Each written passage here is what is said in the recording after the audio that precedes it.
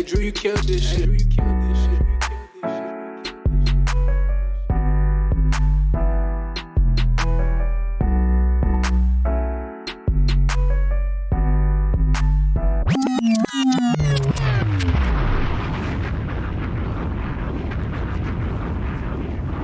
What's up, ladies and gentlemen, boys and girls, children of all ages? We back in your ear here on YouTube, the 613 Faye Production Network, in the Four Corners of Wrestling podcast, baby, in your ear. Four Corners Wrestling. That's right. And before we get started, why don't you go ahead and do me a favor? Go ahead and like, subscribe, and turn on those notifications so you know when that next podcast is dropping, and we appreciate you. Let's get started. Getting up with my boys. Quabo. What's up, Quabo? Holla at your boy. It's your boy Quabo. On a Holla, Wednesday morning. holla.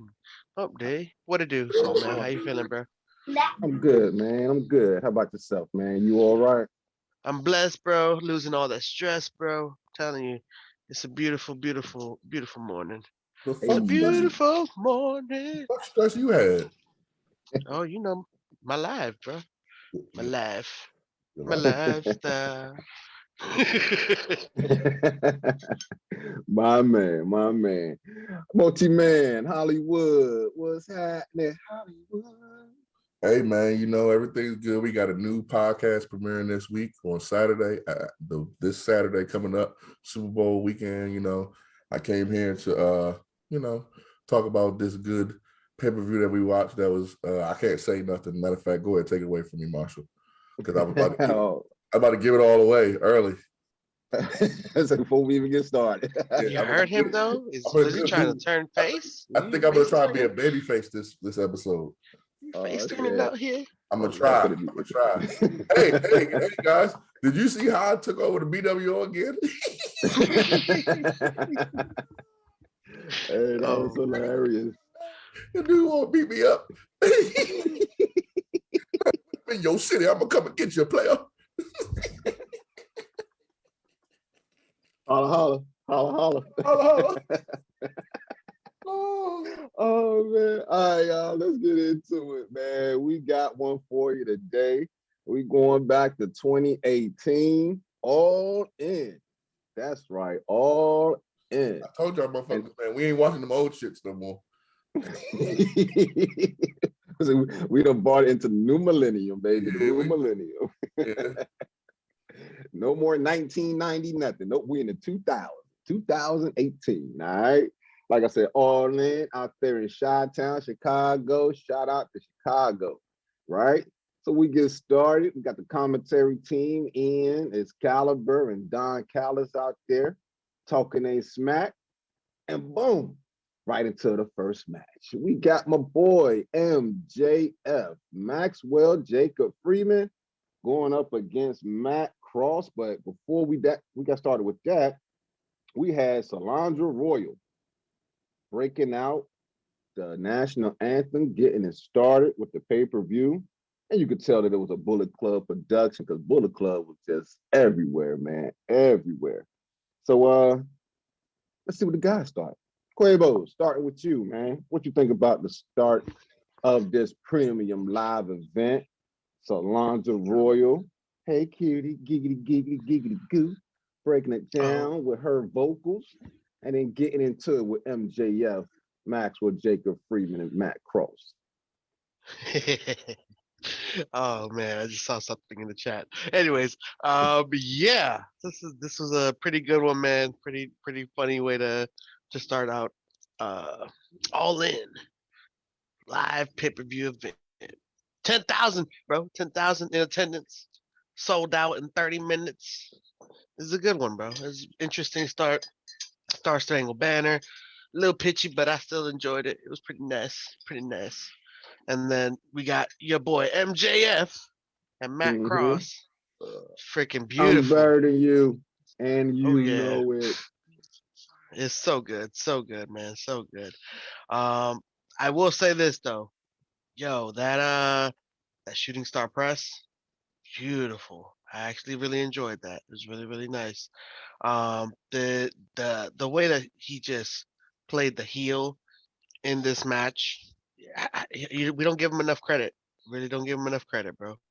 But he did a good job opening up this pay-per-view. I enjoyed the singles match. Matt Cross had a lot of fast-paced moves, a couple of high-risk maneuvers, and it was really enjoyable. And executing that shooting star press to finish it off, I thought was really nice. A nice, clean way to finish this match, and give that face to win. So it was nice. I enjoyed it, man. MJF definitely in rare form with his heel shit. I mean, so many nice little spots in there where you're like, man, this guy knows how to play the heel. This guy Mm-hmm. definitely knows how to play the heel. But yeah, I'll give the rest of my time to Multi Man because I'm gonna sit back and drink some hot cocoa, baby, on a Wednesday morning. Hey Hollywood, what you think about old MJF and Matt Cross, old 20-year now a 24-year vet, and Solange Royal starting it off with her vocals? What you think, man? Well, Snuffleupagus gets over there.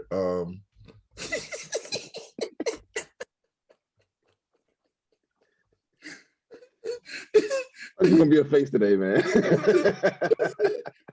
listen, already. Snuffleupagus over there. Listen, people. You can tell when people are bullshit, and they're not bullshit.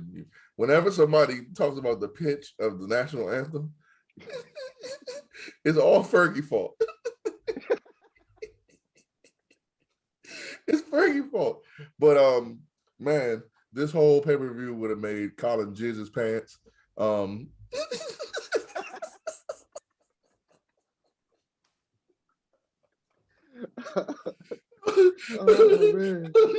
Take that, Colin. I mean, oh man, he'd have been in love with this pay-per-view. But nah, MJF, man, heel personification, man. He inspires me to be better every day at being a heel. I've been wanting to go to work and talk like him. Like, how does he have a job anywhere? Even back then, he wasn't MJF as we know him now, but man, he was just such a just a great heel, man. I don't know who Matt Cross is, so I'm not going to put him over that much. Mm-hmm. Me neither. I don't think anyone that has a full head of hair should be losing to anyone with gray hair. But that's just me. That's just me. Yeah, I don't think anyone should be taking L's to Goldberg. Like, it just didn't get them old people out of there, man. I don't know who Matt Cross was. I don't know what they were trying to build with him, but I haven't heard of Matt Cross since this. Mm-mm. I don't know what company he's in. He's probably in like Chicago beatdown wrestling or some shit like that. I don't know, but yeah, I never heard of Matt Cross ever in my life. Like Quabo said, that shooting star press was pretty dope. It was pretty sick to see.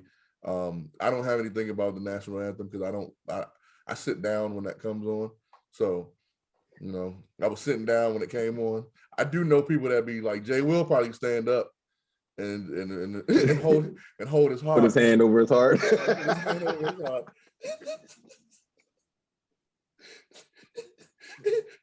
It's the tears be coming out like he I was about to say a teardrop streams from his eye.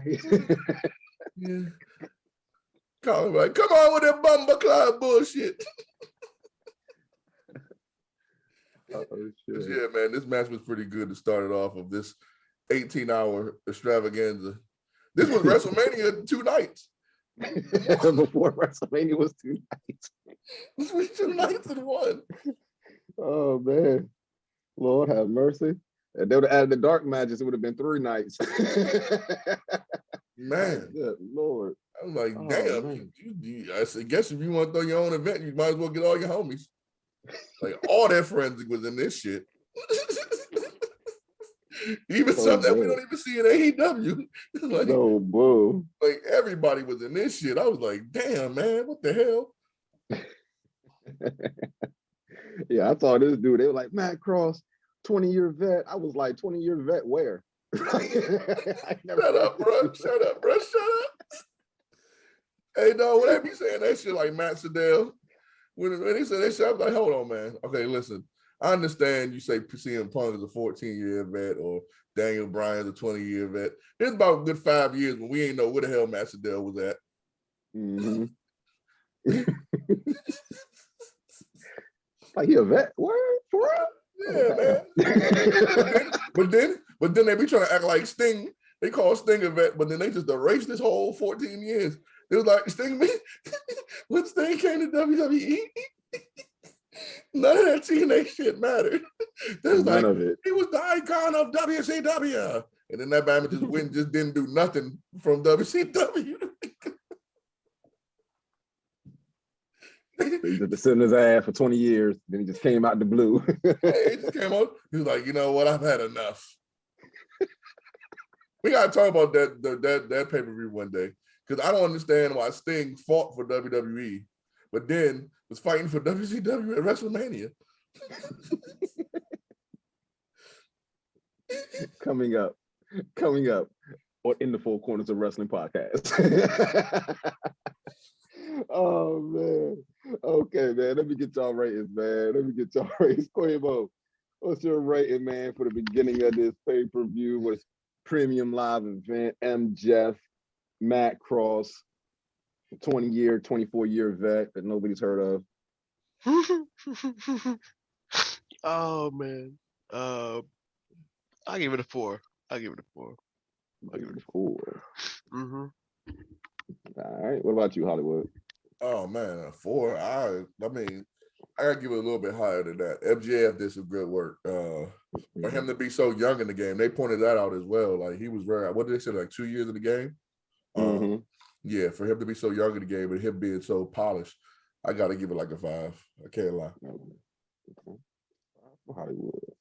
All right. So next, moving on, we see Sean Mooney. That's right, Sean Mooney from the WWE, former employee. Now he's over here. Who? In All In. Sean Mooney. Who the hell is that? Yeah, he was a old, I guess, interviewer from back in the day with WWE. Oh, like you said, yeah, man, they called all their yeah, friends for this. Yeah. You know what I'm saying? They called all their friends for this, you know? Even Earl was here, you know what I'm saying? But we'll get into that a little bit later. So Sean starts interviewing old Nick Aldis, who was at that point in time the NWA champion.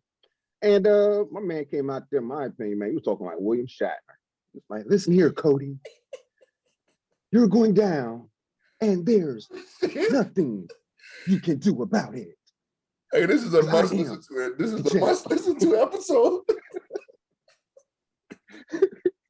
Yeah, I was like, this dude talk like William Shatner. Like, okay. I am. You know NWA. You know NWA ain't got no theme music and shit, right? Right. So like they just come out. So I am the champion. All right, let me get through this, man. Then we had the match. Fallen Angel, Christopher Daniels, going up against former Arrow, Duffy's owner over there on heels. Stars, cut the check. I'm talking about Stephen Amell, representing the Bullet Club. Let's talk about it. Hollywood, what was your thoughts, man, on Nick Aldis' promo and the match between the Fallen Angel and Stephen Amell? Okay, so out of most of my friends that watch wrestling, like I was a huge Bullet Club fan, and for my homie Tama Tonga, I'm sorry I didn't say it before. This wasn't the Bullet Club. This was the bullshit club. This was not. This is not the real Bullet Club. I need to let y'all know that. Stephen Amell would not be in the real Bullet Club. Okay, let me let y'all know that. This was the American ones that were the ones from North America, because Kenny's not American, but the North American ones doing a little show. That's why you didn't see any real Bullet Club members on the show. You didn't see Tama. You didn't see Bad Luck Fale. You didn't see damn, I don't know how to pronounce his name, so I'm just gonna say the dude with the hat. Cool dude, I forgot his name. You didn't see Chase Daniels. You didn't see Chase. So it wasn't really the real Bullet Club. But Stephen Amell, man, he wanted to do it. Yeah, like I said, they called all their friends. You know what I'm saying? This was the most famous friend they had at the time. So it was like, hey Steve, you wanna wrestle? And he was like, hell yeah, man, I wrestled you at Stardust when you were Stardust, remember? And he was like, yeah, man, I wrestled. So then he wrestled Christopher Daniels. This was another showing of SCU, who was super over at the time in ROH and also on being the Elite. Because for real, you got to give these guys the credit. You got to give Cody and the Young Bucks credit. For real, this only shot from the idea of being the Elite. And that's how over being the Elite series was at the time, that they could throw a 10,000 people show and pack it. But it was a good match. Stephen came there definitely to wrestle. You said in the chat, Marshall, I quote, that Stephen Amell is your new favorite celebrity wrestler. Yeah, and then you saw Bad Bunny at the Royal Rumble and you had to change it. No. I saw Bad Bunny first. I don't know, man. I don't know. Listen, Stephen Amell just took more punishment than Bad Bunny. He ain't a better wrestler. Stephen, Bad Bunny. Normally we disagree, but I agree with him on that, bro. I agree with him on that one. What? That Bad Bunny's better? Yeah. Oh, Bad Bunny did a standing Canadian Destroyer. Yeah, and he eliminated more people in the Royal Rumble than Arrow has ever done, bro. I'm sorry. Yeah, I mean, Arrow's good. Don't get it twisted. Arrow is definitely is good, but he wasn't. He took more pain than I give him that. He took more punishment than Bad Bunny. He took more spots than Bad Bunny. He did more spots than Bad Bunny. Yeah, more spots that he was on the receiving end of. Bad Bunny did a standing Canadian Destroyer, bro. Like, there's no way that I'm about to say that anyone's better than. He might be better than Ronda Rousey. Well, he was better than Ronda Rousey in the Rumble. Cause boy, whew, I can't wait to talk about that shit. I don't know, man. I don't know. I mean, just from the presentation that I was watching, I just feel that Stephen Amell did a better job than Bad Bunny. Not taking anything away from Bad Bunny. Bad Bunny did his thing. But Stephen Amell, I feel, did a better performance. He told a better story than Bad Bunny did. He lost. He lost, yeah. But I mean, I'm not expecting Stephen Amell to beat Christopher Daniels. Let's be honest about that. Shit, you know what I mean? It's his third match. He has to, bro. Yeah, like, bro, what's the point? He kept losing. He's CM Punk. He's CM Punk of wrestling. I see him Punk win the UFC. I see him Punk win the UFC. This man will just keep coming to WWE, keep losing. I mean, not WWE. Exactly. And what's CM Punk record in the UFC? Nothing. 0 and what? I think they end up having to change one off of technicality. So he like a draw or something like that. No, he ain't no draw. He got his ass whooped 0 and 2. No, but yeah, he got his ass whooped, but because of a technicality, they had to. I don't care what technicality they have. I'm telling you, that's my man, and he's 0 and 2. If he was sitting right here, right there, I'd be like, Punk, you got your ass whooped that first one. You know that, right? But you got served. Yeah, the second one was a little bit better because he kind of stayed in there a little bit longer. The first one, he got his ass whooped. That dude was not playing with CM Punk. He said, look, bro, I took this shit because of the name and the money that I'm going to get after this, but I'm about to whoop your ass. And he whoops his He whooped his ass. CM Punk had a cauliflower ear after it. I was like, how the hell did he get a cauliflower ear? He never was on the ground, except when he knocked your ass out. That's all it took. Yeah. That's all it took was that one. But so, yeah, man, I mean, the match was good. I mean, like I said, I'm not hating on Stephen Amell. He's definitely good. Like, he could be a full-time wrestler if he took it seriously. And he would be better than Bad Bunny. But yeah, Bad Bunny, man. I need more. I want to see Bad Bunny. I want to see Bad Bunny guest star on Heels. That would be great. I want to see Bad Bunny guest star on Heels. I want to see Bad Bunny be a heel. That would be great too. That's what I'm saying. He would be all. He kind of both of them get it. You know what I'm saying? I would like to see them in a tag team. Oh, that would be good. Yeah, and you know why? Stephen Amell blew me. This match blew me. He was bigger than Christopher Daniels. Man, you can't have I was gonna say that, bro. I had that in my notes. you can't be the damn what you call it, the celebrity Arrow. acting you bigger than the damn wrestler. Oh, jeez. He doing the what's your boy name? He doing the Jake Paul move. That's what, Yeah, that's man, what what he the did. hell? I want to fight guys smaller than me. Yeah, man. That kind of was like, oh man, come on now. But it was good. They went through tables and shit, and Stephen L. just went through a crash course. Mm-hmm. But a very good veteran. You know, Frankie Kazarian is a very good Steve Christopher Daniel. Whatever. One of them. They're the same person. He said they're the same. I could have said So Kyle uncensored. I could have said Scorpio Sky too. They all were the same person at that time.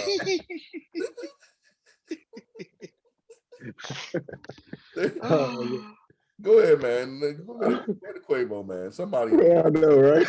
Quavo. What's your thoughts, man? What's your thoughts, Quavo? Nah, he said it all, bro. This match, I mean, it wasn't nothing amazing to watch. I mean, it was a pretty quick match. I don't know if the ref was aware that he counted that pin way too long, because that was like a 7 count. Man, The that way was he was Jerry counting Lynn. that He didn't shit, care. bro. I Jerry was like, Lynn, the whole yo, freaking celebrity ref. Give it up for celebrity There was ref. no Jerry rules this Lynn. whole pay-per-view. At all. At all. This whole pay-per-view, there was no goddamn rules. That man was outside. First of all, Cody should have been counted out 18 times. No, we haven't even got Right. But we're not there yet, but yeah. we haven't got there yet. In this match, they should have been counted out at least 3 times. At least. Man. Oh, damn. And then shaking the hands afterwards. Why? What? Why? Why would you? Never mind. Just you want to show that respect, yeah. man? No. That means you ain't in the Bullet Club, punk ass. Nah. You ain't about to shake your hand after no goddamn match. That's what Finn Balor got his ass kicked out for. Mm-hmm. See, you gotta know the history of the Bullet Club, man. Hell no, ain't no shaking no hands after no match. What the no? I'd rather see it at the end of the match than like 10 minutes in the middle of a match like we saw in that last pay-per-view. I like to see your ass representing Bullet Club and just leaving the ring. They take that L, get the fuck out. He's the only one that came out with the music. At least make the shaking of the hands entertaining, like the women's match. That shit. I mean, anyways, we'll get into that afterwards. But yeah, this was done and done. Get that out of here, bro. Green Arrow, you're not my arrow. You're not my arrow, bro. But yeah. You terrible. You terrible. Or worst moonsault ever. That's what I'm gonna call it. Worst moonsault ever. I enjoyed that table exploding when he went through it. I was like, that thing really exploded. Very nice spot. So we're gonna rate this thing, gentlemen. We're gonna rate this thing. Starting with you, Hollywood. What we're gonna rate this? You know what? Surprisingly, I'm gonna give it a 5 still.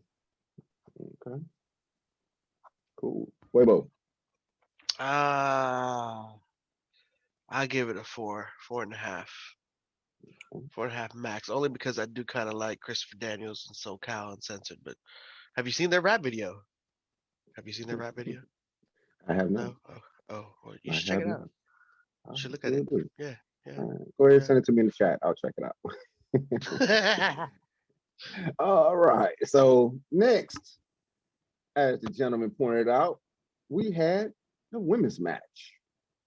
So we had Madison Rayne versus Tessa Blanchard versus Chelsea Green versus Britt Baker, DMD.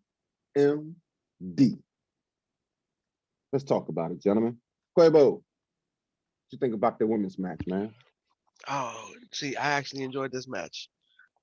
Mostly because of the personalities in this match. You got crazy lady Chelsea Green, who in the beginning of the match does that comedy and entertaining shaking of the hands, showing her split personalities. I thought was hilarious. You got the Dr. Britt Baker, DMD, dentist extraordinaire. Definitely putting in some good work with Chelsea Green in this one. You could just tell she was definitely the better choice in this match to have in here than Tessa Blanchard and Madison Rain, the Impact girls. Um, I will say this though, um, it for me it was strange to see this kind of like survival match. Um, and I don't know, I didn't like Blanchard hitting that hammerlock DDT on Green to win it. For me, it kind of felt lackluster, but all in all, these ladies put in some decent work. Like there's a lot of good spots in there where you're like, damn, I think she messed her face up, like for real, for real. And that's what you would expect to see. Madison Rain doing a lot of fast-paced moves in this one too. Uh, but there were a couple of botchy moments, well, not just a couple, but a few botchy moments. But all in all, it was a fairly good match for a survival match, women's style, and I thought it was something that I enjoyed watching. It kind of woke me up after seeing the last two matches. Mm, okay. Okay. Hollywood. Yeah, man. Yeah, man. All in was certainly super diverse, right? Diversity everywhere. Mhm. You know, I was waiting for Cameron to come out so I could be somebody call out my mama. There's only one black person on this whole pay-per-view. And he was playing half of the show as a white man. As a white dude, right? Who we thought was black. This match, I mean, it was good. It was a good match. I knew who was going to win ahead of time before the match was even like Tessa was so hot at the time. Like I doubt that Impact agreed to let her wrestle in this, and then she wasn't going to take the W after she just won the belt on like that Thursday or something. They kept saying that over and over again. They worked. I would like that. I would have loved to see Emma in a match. Tanisha Dark. Oh yeah, Yeah, Neil Tanisha. Dashwood. Yeah, Nashwood. I love to see Yeah. her in the match. Emma. That would have been dope. But it was a good match. This was your introduction to Britt Baker. Then you got to see how tough she was. Because she was one that was taking most of the punishment the whole goddamn whole match. But yeah, man, it was a solid match, solid 4-way for the women. Yeah, Tessa coming out with her dad, with Tully Blanchard and Magnum TA. I ain't heard Magnum TA name in years, boy. Goodness gracious. Me neither. But what we gonna rate this thing, gentlemen? What we gonna rate this thing? Quabo. I'm gonna rate this a Butterface 5. Butterface 5. Good Lord. Shit. Okay. What about you, Hollywood? 4. 4. All right. So next we had the NWA World Heavyweight Championship match, in which we had Nick Dallas, who was the current NWA World Heavyweight Champion, going up against the American Nightmare, Cody Rhodes. And he had Brandy in his corner. And we seen Nick come out, you know what I'm saying, with some heavy hitters. They wasn't heavy hitters. Jeff Jarrett, Tim Storm, Sean Daivari, and Samuel Shaw. While Cody came out with DDP, Diamond Dallas Page, bang, Tommy Dreamer. I wasn't really a fan of Tommy Dreamer, but okay. And Glacier, another name I ain't heard in a minute. And Cody had his dog out there. That was a sweet looking dog, but I wasn't bought him ringside, but okay. It's NWA World Heavyweight Championship. You trying to win the belt your daddy won. I can get it. I can dig it. Boy, they brought a legend out for this match. I'm talking about old Earl Hebner. If you don't know who Earl Hebner is, you're not a wrestling fan. I'm going to tell you that right now. So let's talk about it, fellas. Hollywood, what you think about the match between Nick, and the American Nightmare, Cody Rhodes? Well, you're right. It was old Earl Hebner. He was old. Mercy. He couldn't move around the ring like he used to. Right. Man, he was old. This match to me was what put Cody on the map. This is what kind of sold AEW. This was a heavyweight match of two good heavyweights. Cody wanted to tell him the story. He wanted to win the belt for his daddy, the son of a plumber. Yeah, he's the son of a plumber. He wanted to win the 10 pounds of gold. Mm-hmm. He wanted to win it. I know it's the 10 pounds of gold, but there's other different colors on there. Are those gold too? Could be rose gold, white gold. Because maybe they should just call it the 15 pounds of belt. The 15-pound belt. Yeah, just the 15 pounds of belt.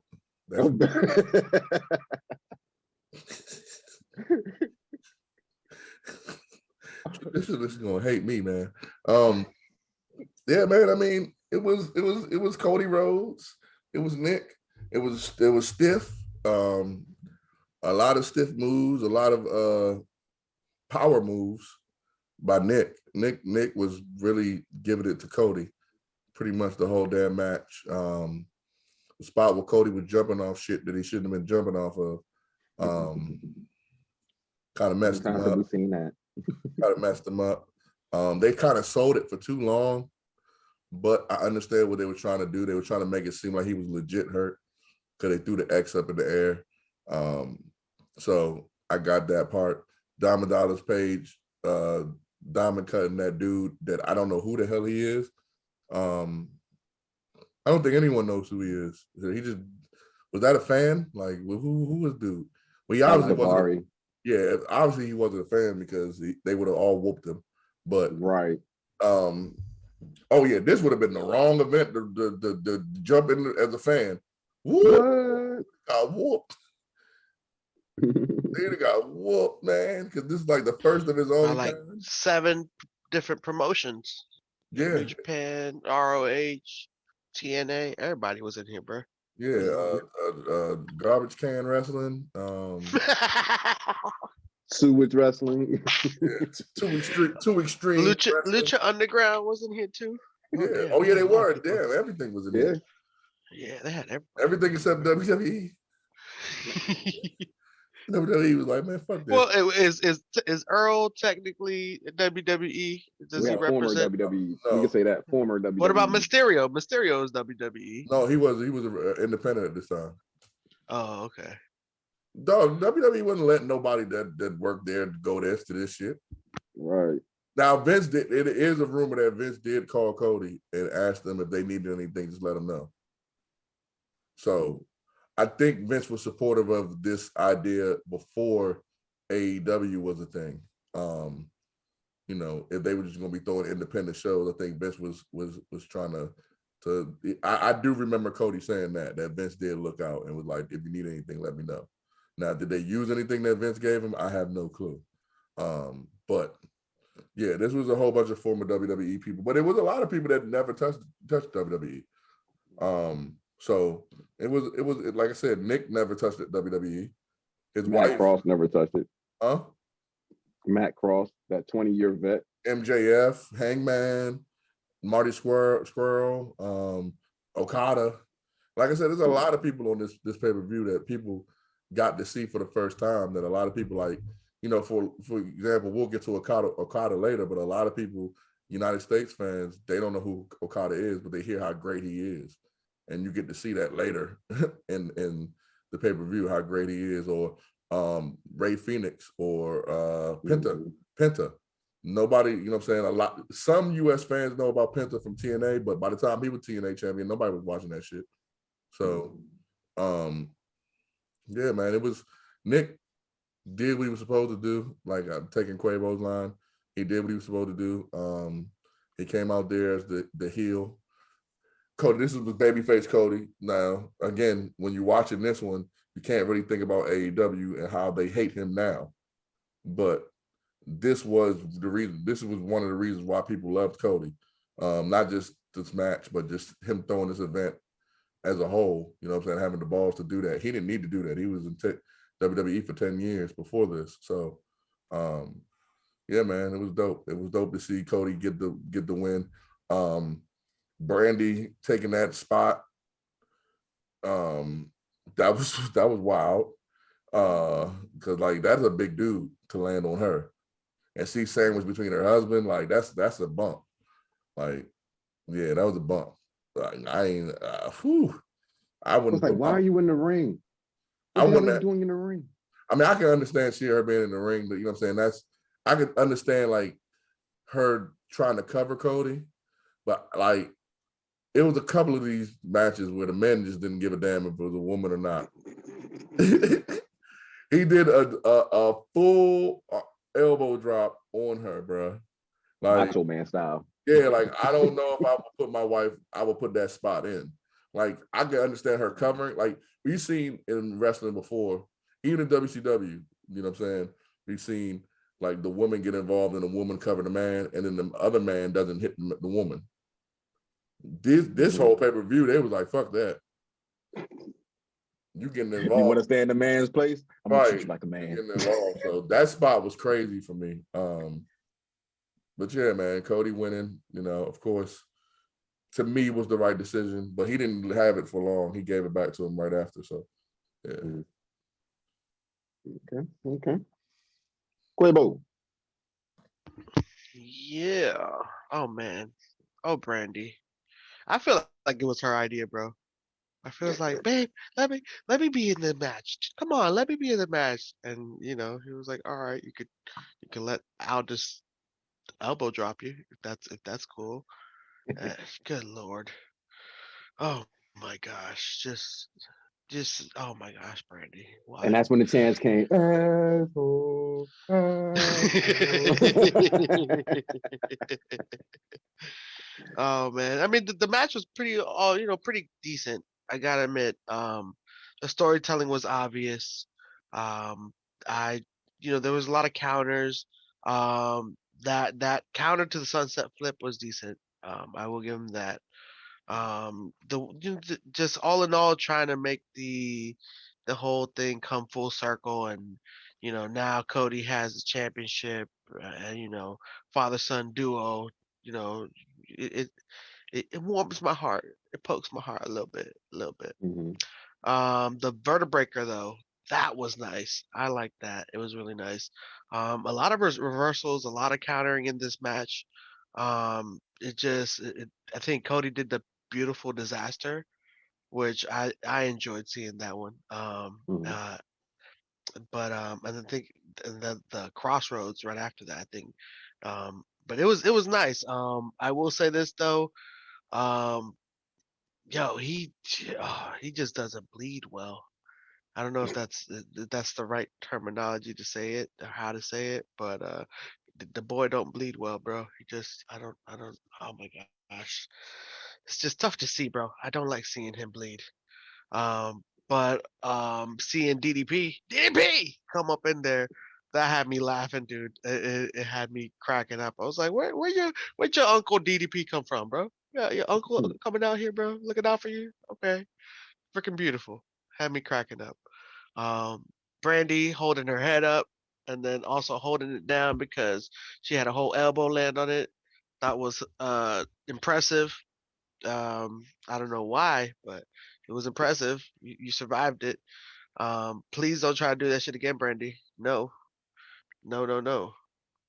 We know you probably will. You probably will try it, but no, no, no. Don't do it. Don't do it.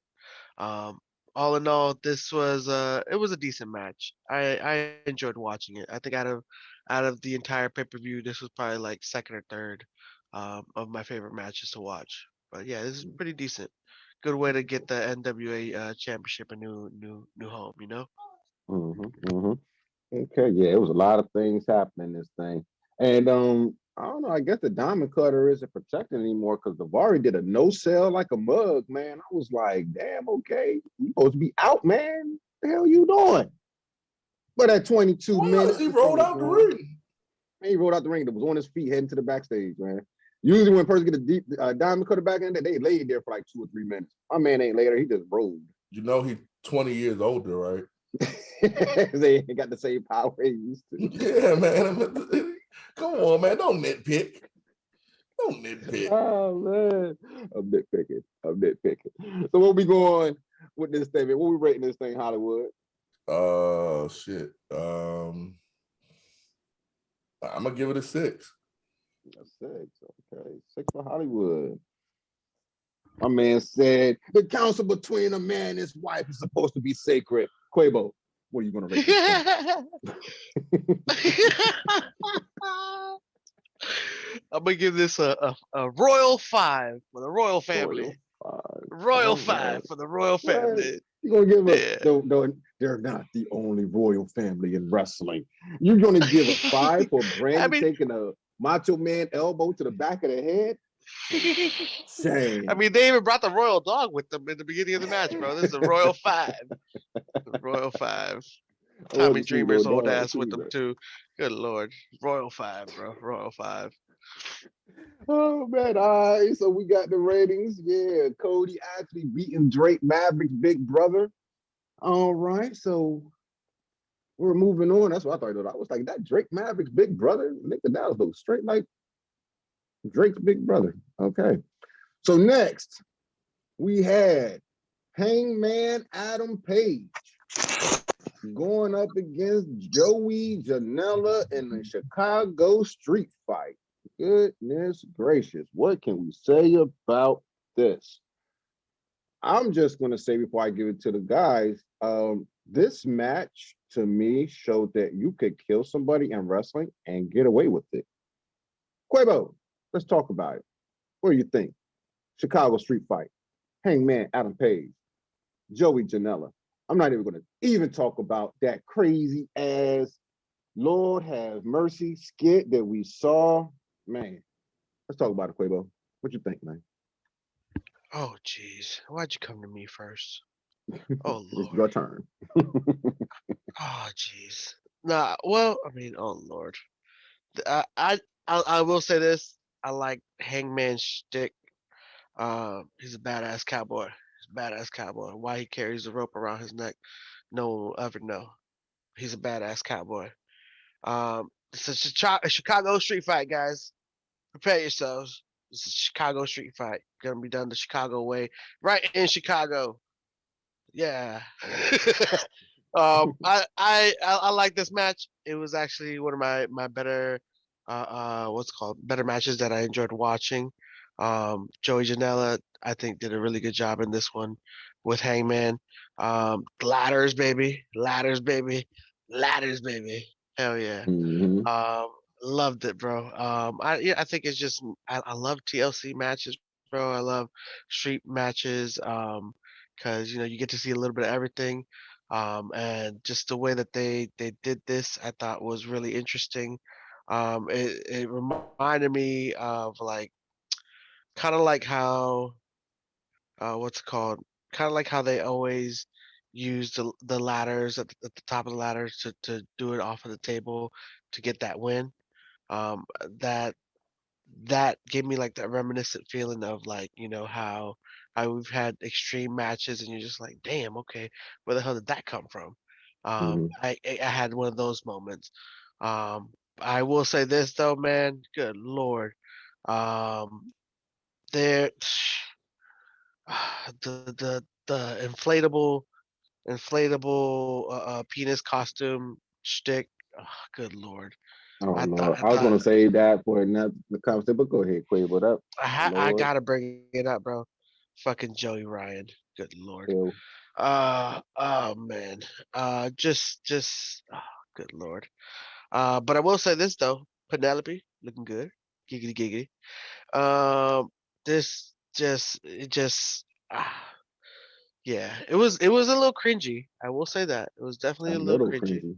Well, I'm trying to give him a chance to watch the actual match, Marshall. I can't tell him how cringy it is, but it's cringy.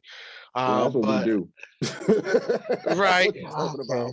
you're right, you're right, you're right. But well, your boy, hey, look, your boy Hangman Page did a decent job in this match. Super kicks were pretty nice in this one too. But all in all, though, it's just man, very cringy, very cringy. There were a lot of moments where I was like, "Where's Penelope?" Because I did not want to see this right now. What the heck is going on? Oh man, but man, dude, that what was that? Was that like a Samoan drop? Not a Samoan drop, Samoan toss or something like that into the chair that Paige did to Janella. I was like, damn, that don't look like it hurt. But That's a that's what botch. yeah, that definitely hurt. But I'm glad you did it because I loved seeing it. It's fucking beautiful. All in all, it was a decent match. I won't lie, it was a decent match. I enjoyed watching it. It woke me up too because I was like, damn, this Joe's about to get real, Cracker Barrel real. They ain't playing. It's freaking beautiful. Hi, Hollywood. What you think about this match here? Quavo had pointed on it, man. I was gonna save it for the next segment, but the end of the I put it like this: the match was crazy, but to me, everything was ruined because of the end of what happened when that nasty ass Joey Ryan came out. So, what was your thoughts The on same the exact Chicago damn street fight? the same thing you Yeah. just said. I really don't want to talk about this shit because that part. Like I watched this live, so I watched it with an actual. Oh man. Yeah, I wanted to turn it off. They lucky they put other the matches that made me want to stay after this because I remember when it happened live, I was like, what the hell? And this is what I remember why Jim Cornette hates them. Because that part, like I don't even really want to talk about the match because it really ain't, you know, I should have knew it was gonna be weird when Joey Janela came out in the beginning and he was humping the ring. He was doing his best Viscera impersonation. Adam Page super kick Penelope. That was funny. I'm sorry. I don't like saying women get hit, but that was funny how you did that there. Yeah, I mean it just was a lot of it was a lot. It was a lot going on. A lot of cringy. Yeah, then when the Joey Ryan part came out, it was just like, oh, you didn't like the Undertaker Druid no. inflatable? I want to Undertaker. Don't you ever blow up. disrespect Undertaker like that again. Don't you ever disrespect the Undertaker like that again.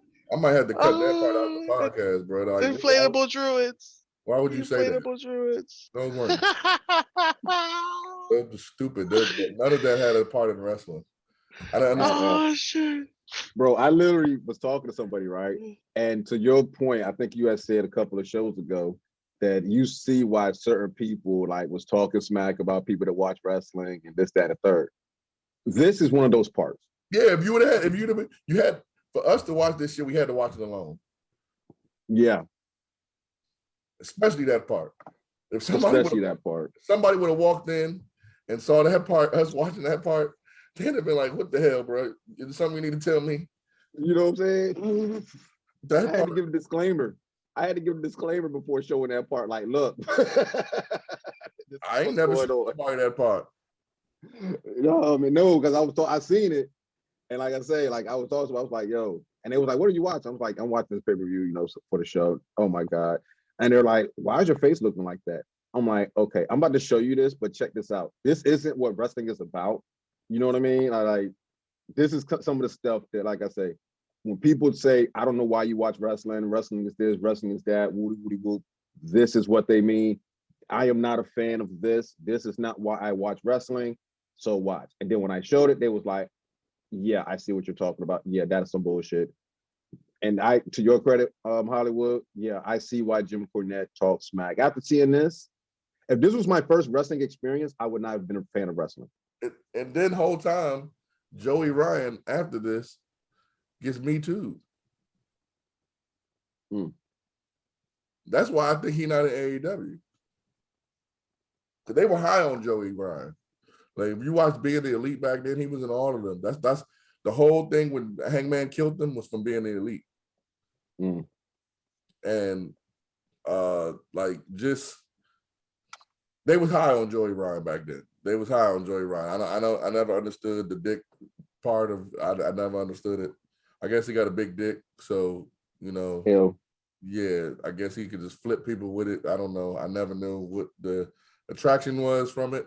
All I know is Joey Ryan had sexual assault allegations after, so he got Me Too, and he was not around anymore. And I'm not thankful that he got Me Too because those women that are victims, but I'm thankful he's off my TV screen.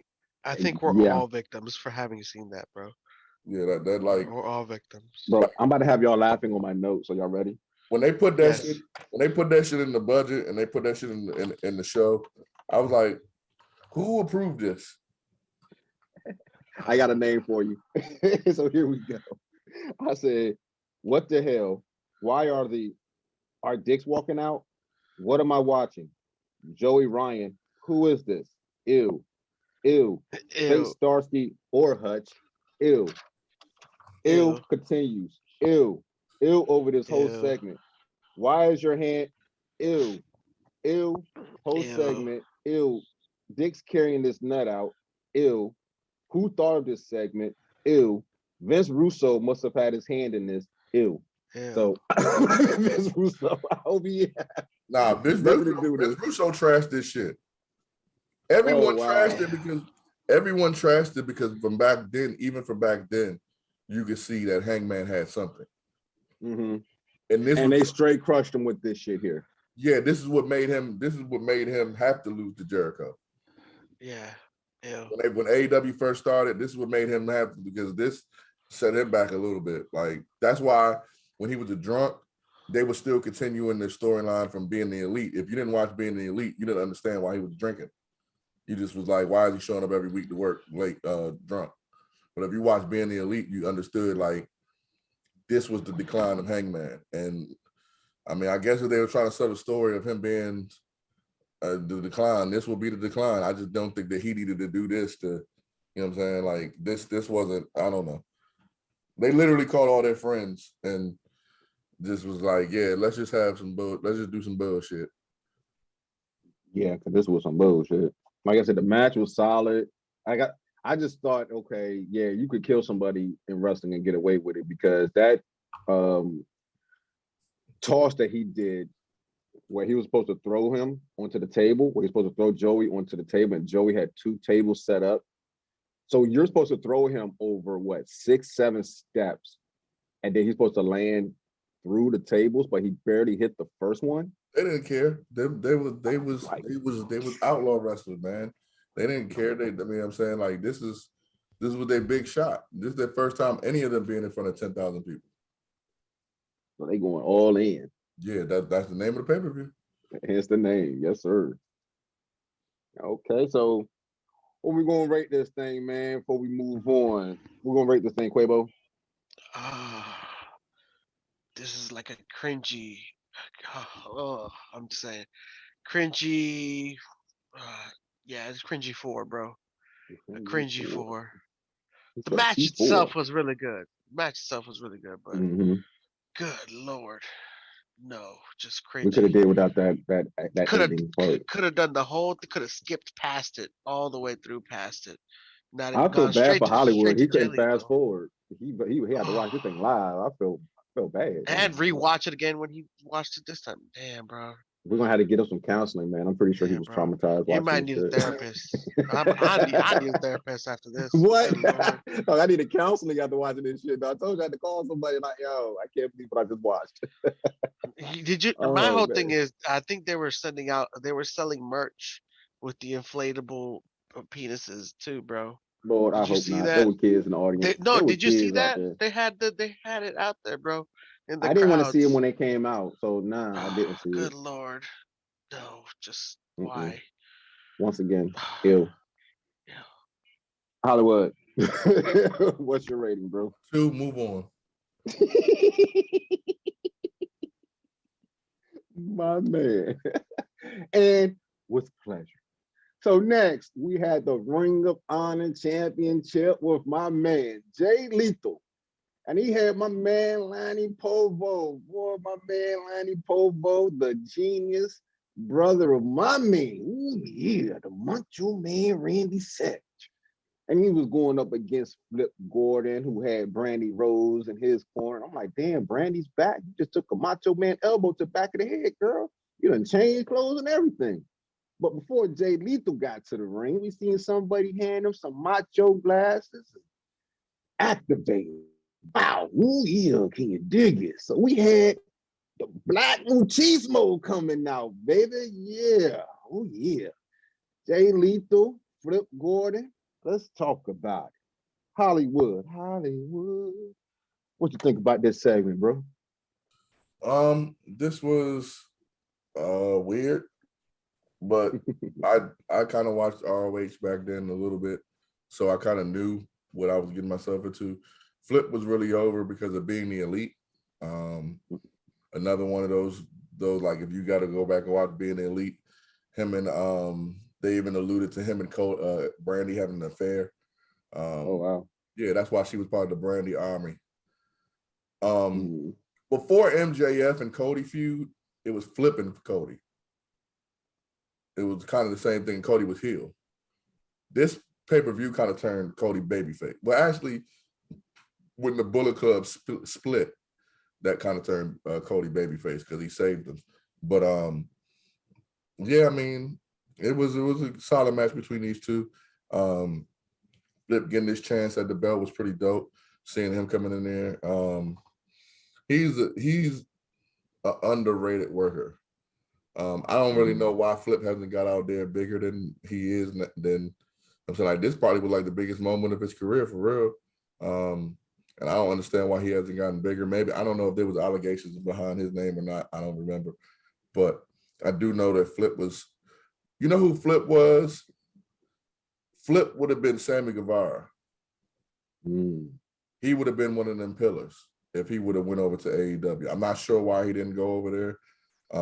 I can't tell you why. Maybe he might have been in the contract. But Flip was, and it's funny because Marty Scurll was Hangman. So how Hangman is perceived now, that was Marty Scurll. Marty Scurll would have probably been the champion of AEW if Marty Scurll would have went over there before Hangman. Because he was super, super over too. Like super over. But I mean, of course, Jay Lethal, he's a vet, you know, flipping through both. Brandy had to get involved in the match, flipping through the Black Machismo, flipping through the Jay Lethal gimmick, and just wrestling like that. That was pretty cool. Yeah, man, it was a pretty solid match. Ooh, okay, all right. Quabo. 3 elbows and he still didn't win. I mean, right. That pissed me off. That pissed me off. I like, man, he came in to activate him. He dropped 3 Macho Man elbows and Flip still kicked out. What the heck? Flip. Boo. Oh, bullshit. What you think, Quavo? Oh, yeah. Oh, man. Black Machismo. I love seeing him. I love seeing him wrestle, man. It's freaking awesome. Jay Lethal. This match had some decent moves in it, some decent spots in it. That Stardust press was pretty nice. That diving power bomb was pretty decent too. It just this match had a decent pace. It kept a decent pace going. And I'm assuming this is because Flip won the over budget battle royale, so they put him against Jay Lethal. Shout And outs no to one Brandy. takes out the Falcon Arrow. shout outs to Brandy. What the hell? Like second paycheck, get that money. I ain't knocking it. But I will say this though, that lethal injection, it's fucking nice, dude. Fucking nice. Taking that win, keeping that belt, I thought was beautiful. Just cause I'm a Jay Lethal fan, bro. I'm a Jay Lethal fan. And just the interaction he had with Brandy during the match had me cracking up too. Like, hey, you're over here. Freaking beautiful. Was this also the match where Bully Ray came out of nowhere? Attacked After the Lethal end. and Gordon? Yes. Freaking bully. What a bully. Notice how they bring Freaking bully. What a bully. Anyways, I thought it was wasn't necessary. But remember, they called all their friends, every single last one, and said, "Hey, we're making a pay-per-view. You want to be in it?" And yeah, Bully couldn't say no. We're So making a music video. You want in? yeah, right. Well, Colt Cabana shows up too. Hey, Colt In Chicago. Of course he's gonna show in up. Chicago. Okay, okay, yeah, we make jokes about all their friends, but storyline wise for ROH at the time, it made sense. yeah. Bully was the number one Which contender Mm-hmm. at the time, so that's why he kind of came, and Colt Cabana came because he's from Chicago and he was in the ROH. So yep. I storyline, So enjoyed that segment. I enjoyed Bully coming out and attacking him and it looked like it didn't make any sense, but if you followed the show, then it did kind of make sense. mm-hmm. Yeah. So yeah. I love how Bully sold it. Plus, Oh my god. He's a great worker. Oh, yeah. And the triple power bomb through the table was nice too. mm, Thought it was beautiful. yeah, that was like, Uh, oh my god. so you get a little bit of everything in this one. Lethal injection. Got flippity flip, Colt Cabana, Bully Ray. All in all, it was a pretty decent segment, man. I liked it. Pretty decent match. Good way to end it after the win. And yeah, man, definitely a good way to make chaos make sense. And it was really nice. I enjoyed it. Oh, Brandy. Out at the Copacabana. What we gonna rate this thing, Hollywood? this was like a four. I'm gonna give it a 5. Okay. Hollywood gives it a 5. Quabo, what about you? I'm gonna give it a confused 5 because Brandy tapped Black Machismo's shoulder and now he's lost. What the heck's going on? Beautiful gimmick though. I love it. Freaking oh yeah. Oh yeah, the black one cheese roll. Going out to the cabana. All right. And next, we have the cleaner, Kenny Omega, going up against Penta El Zero. What my man say? Zero metal. No fear, baby. Zero fear coming from my man Penta as him and Kenny Omega go in. Oh man, Hollywood told me about his entrance. He said, "Yo, gee, you talking about entrances? Kenny Omega's entrance is loading a pistol." I was like, "What?" And then I saw it, and then I got it. He's the cleaner. Time to go to work. What we think? Quabo. Let's talk about it, man. What you think about the cleaner, Kenny Omega, going The up against? cleaner. You can call him whatever you want, man. He got so many names: Pentagon Junior, Penta, El Zero, and Cero miedo. Zero, Cero Metal. miedo. I Yo, love it. Penta looked good in this match, man. Penta looked He real had the good, Shredder bro. outfit on. He came out looking like Hell yeah. Shredder. What? Still looking good. And he's against the cleaner. This is before Don Callis, got his slimy hands into Kenny. His greasy And mitts into him. oh Lord. But give it up to the cleaner, bro. Yeah, Bullet Club all over everywhere, bro. Just all over everywhere, bro. Good Lord. But give it up to the cleaner, man. Give it up to the cleaner. This one had a little bit of everything. You got One Winged Angels, you had beat triggers, yeah, a little bit of everything. I think he even did a code breaker. Dude, this show was nice, dude. This show was nice. I enjoyed this match. It definitely changed the pace completely. I feel like it was a breath of fresh air after that last match, cause just no brandy, guys. No Brandy. I don't know. I don't know how he did it. I think Kenny was like, "No, Brandy, you can't be in this match. I'm sorry, no." But this was a pretty decent one, man. I thought these two did a really good job, even from the beginning. The way that they like interacted with each other, you know how they like go to shake hands and whatnot, and Kenny refusing to shake the hands, and then you just see them going into a ridiculously fast pace, going all in, right, all in. all in. Mhm. Give it up for these guys. You know that Frankensteiner though.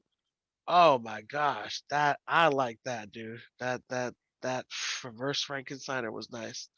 Um, the but give it to the one winged angel.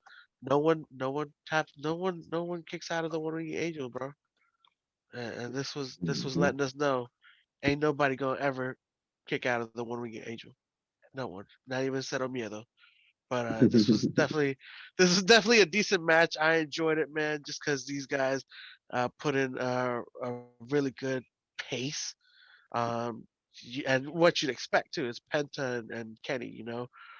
They did a pretty decent overall job of storytelling, and wherever you would think you would get a move, that's when you would get a taunt. And I enjoyed that because that's the stuff you expect. We want to see the unexpected, and I enjoyed it.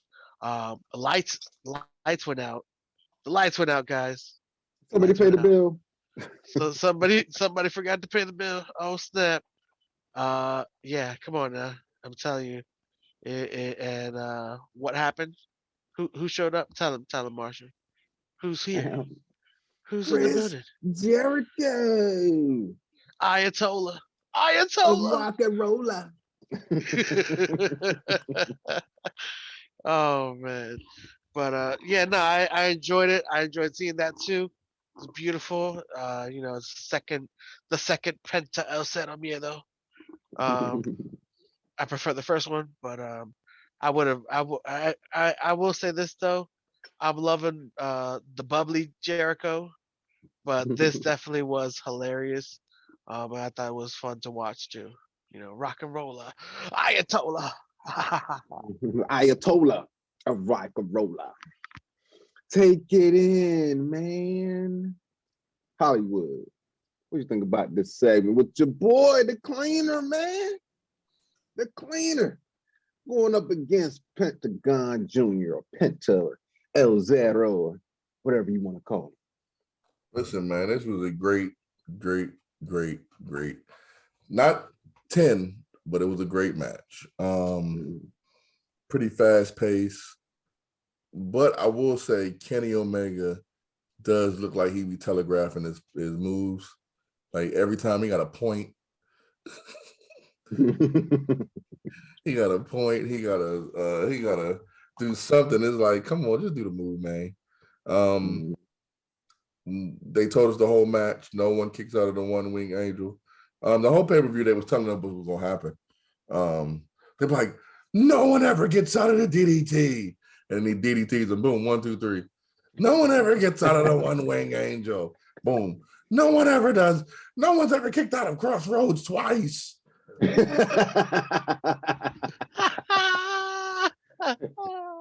Oh man. No one's ever got 67 super kicks in a match.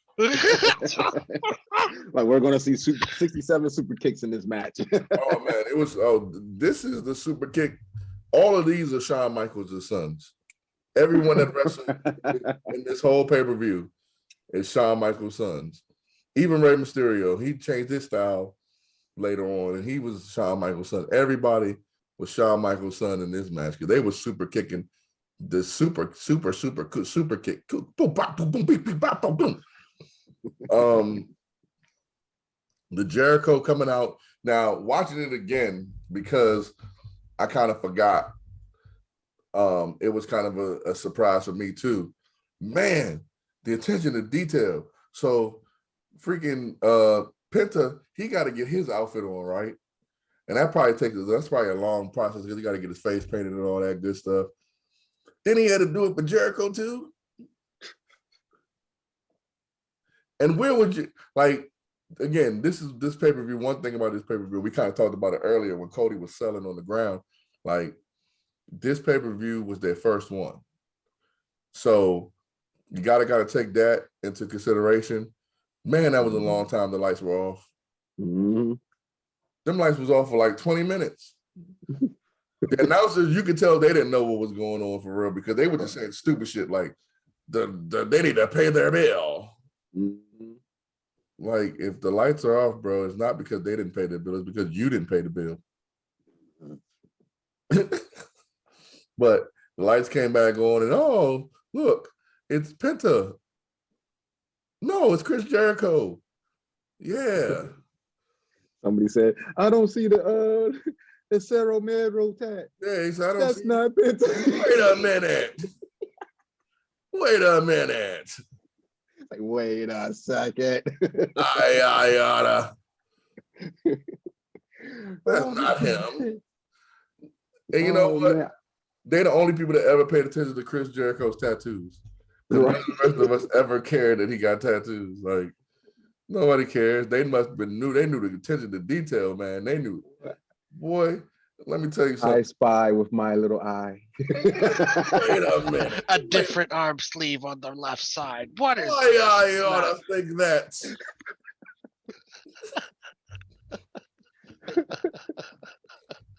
Wait a tick. Oh, shit. That's not Penta. Wait. Oh my God. Yeah, but that was pretty cool. Now what pissed me off is because I forgot they did it for the Jericho cruise. And I was like, wait, what? This is some bullshit. I thought it was for some New Japan shit, but it wasn't. It was for the Jericho cruise. But you know, Jericho, this is when he started hanging with them tough. And he was being their lackey. So yeah. Oh man, I tell you what, you could tell we watched Looney Tunes back in the day. Yeah, man. He's like, oh my God. Oh, why I oughta. I oughta. Wait a minute. Oh man, what we gonna rate this thing, gentlemen? Quavo. This one definitely gets a 6.5 even. This was I like the match. The match was good. I enjoyed watching it. Okay. Yeah, that small package, what was that? Power drive to the outside of the ring. That was sick. Kenny hitting them with like all them V triggers and Penta still giving him the Cerro Mero, and Kenny Cat every time he caught him with a V trigger, he was like, give me more. I want more. I'm the shredder. Give me more. Gave him the sacrifice, the fear factor, everything, bro. Frankensteiner, all of that. He said, no, I'm the cleaner. I'm the cleaner. He's like, hey, this was a get your shit off match. But they did it the right way because it was entertaining to the end. Hollywood, what's your rating, bro? Oh shit, I forgot I had to get my rating. This was like a 6.5. It's not quite a 7, but it's, you know, that long ass pause take a 0.5 away because that shit was long. So you had time to go to the bathroom, go get a drink, come back, and like when they swapping the outfit then. Oh man, that was a little tight shirt he had to get on. And he had a Fozzy shirt on under it. So yeah, it took a minute. All right, so next we had, as Hollywood pointed out, Okada. And this is my first time seeing Okada in action, going up against Marty Sherrill. Let's talk about it, fellas. Hollywood. This was your guy, hold man. on. Before you do that, I had a song for that too. Damn, you said it, and it reminded me of it. It don't fit, man. It don't fit, man. That costume don't fit your body. Something like that. Yeah. He's in the costume. It don't fit him, bro. It don't fit him, bro. It don't fit him. That's why it took 15 minutes. Anyways, go ahead, do what you do. You have to stretch it out. Go and stretch it out. Put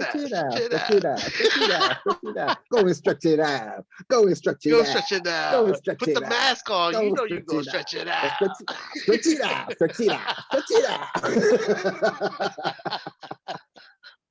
Let's not stretch it out. Let's not stretch it out. Stretch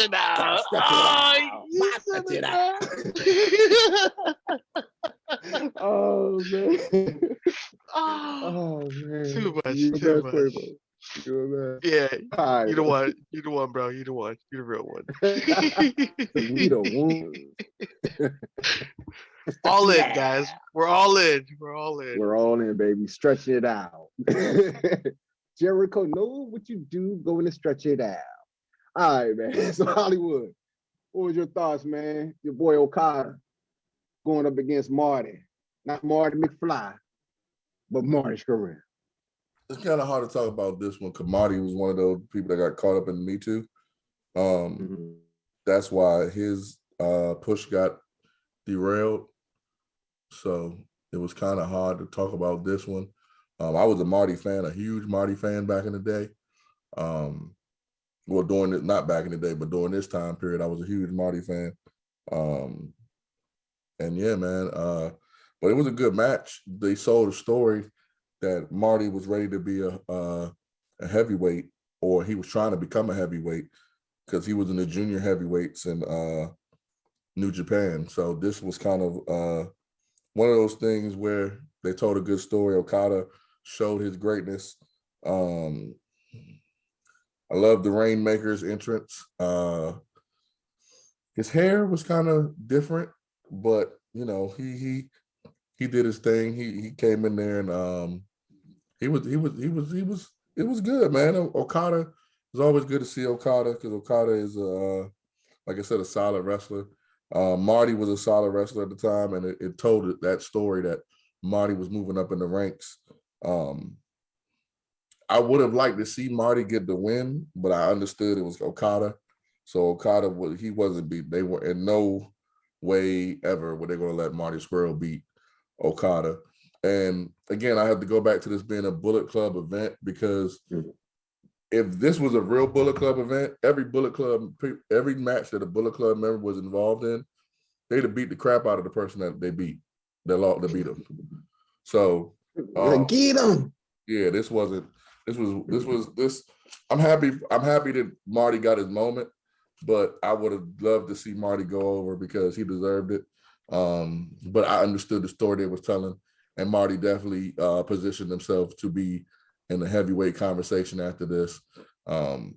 If you don't know anything about Marty Scurll, then you should YouTube him. He was during this time period. Well, no, don't YouTube him. Well, I don't know how much of a creep he was with his sexual misconduct situations, but yeah, Marty was going to be like the way that AEW pushed Hangman. That would have been Marty.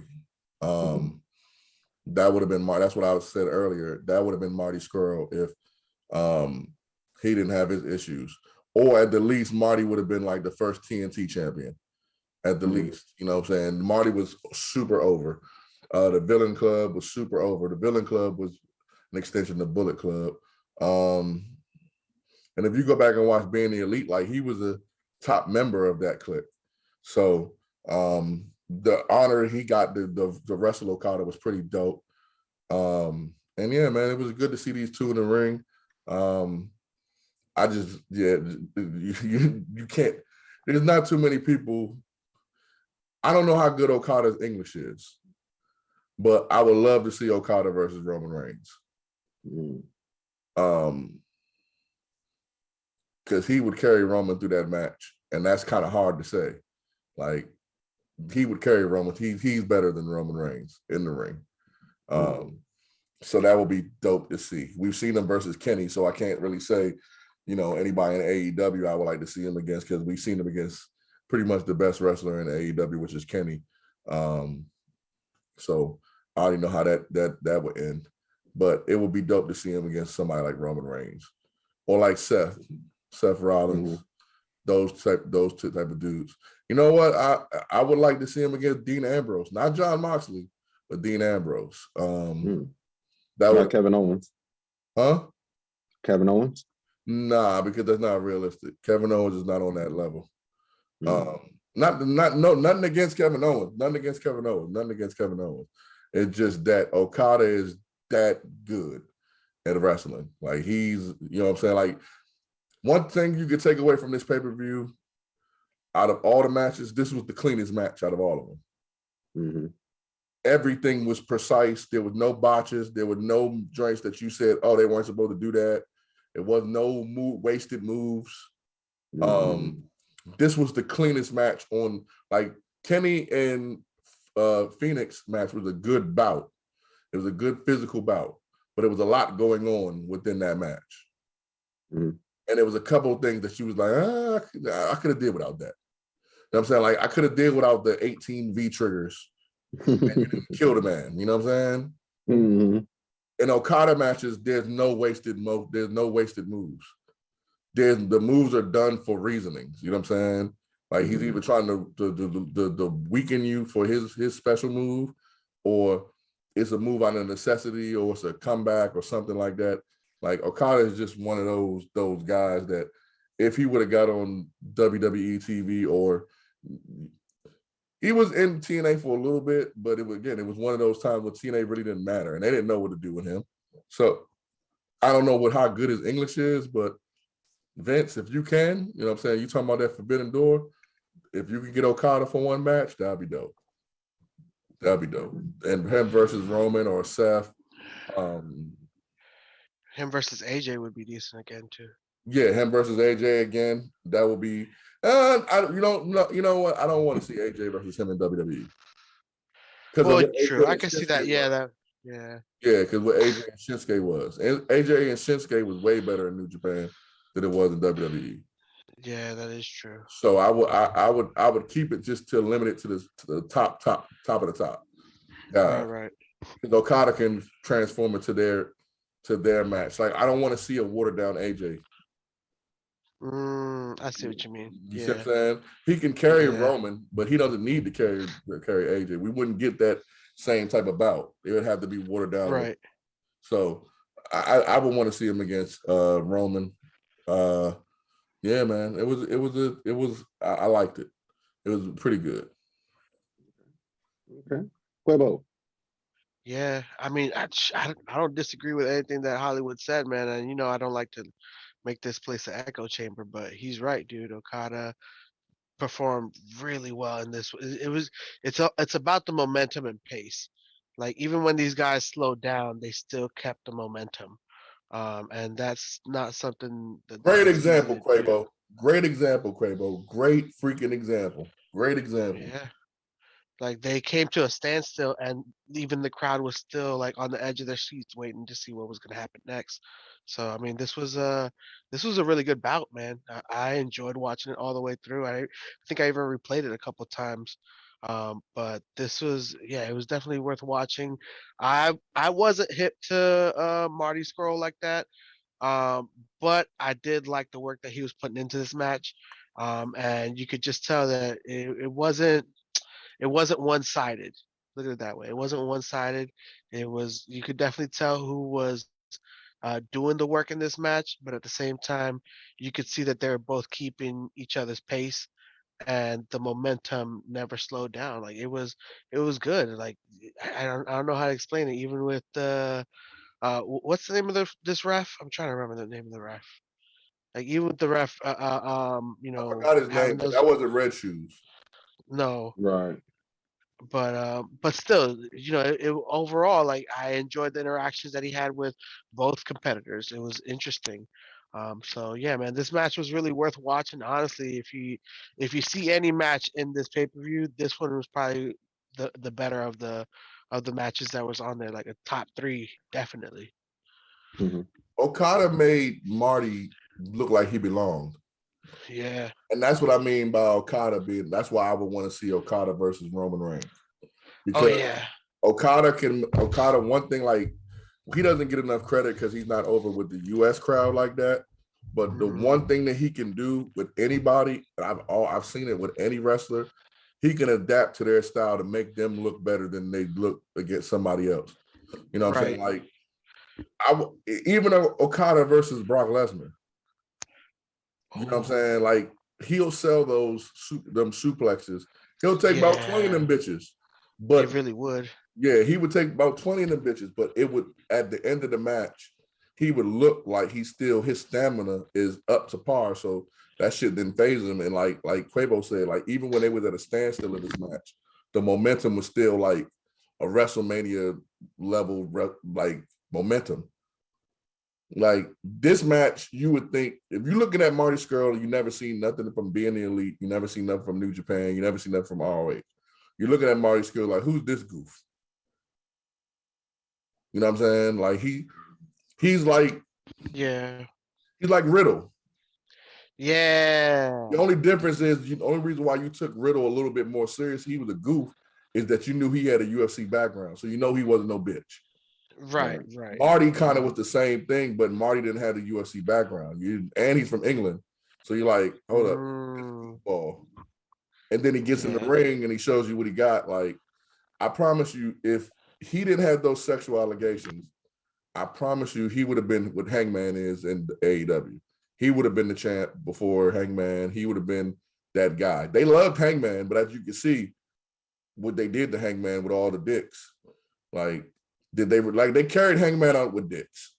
Mm-hmm. You know what I'm saying? Like, he was, they carried him out with dicks. You know what I'm saying? That's going on Instagram. That's all you need to say about Instagram. that. I mean, they carried that's all I have to say about that. It is what it is, though. I mean, they carried him out with dicks, and then Marty Scurll was fighting Okada. So right then and there, that should show you who they thought more of at the time. That wasn't a New Japan storyline. The storyline technically was that Marty Scurll was trying to be a heavyweight, because in New Japan is different than in WWE, or even AEW to a certain degree. Like, AEW and WWE don't have weight classes. So Rey Mysterio can go fight. Well, not anymore, since there's no more 205 Live.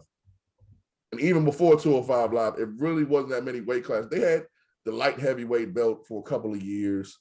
You know what I'm saying? The cruiserweight belt for a couple of years.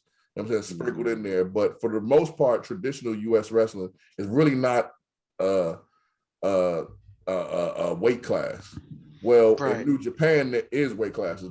There's junior heavyweight tag team belts. There's heavyweight tag team belts. So, like, when the Bullet Club was at its strongest, Gallows and Anderson held the heavyweight belts. The Young Bucks held the junior belt. When Kenny had the heavyweight belt, Kenny had the junior heavyweight belt. And that's what Finn was. Yeah. That's what Finn, before Finn left in Bullet. That's how Bullet Club started, because Finn was tired of being a junior heavyweight, considered a junior heavyweight. So that's how Bullet Club started. So it's kind of tied into a lot of these matches. If you didn't watch those programs, you kind of didn't know how these matches tied into each other.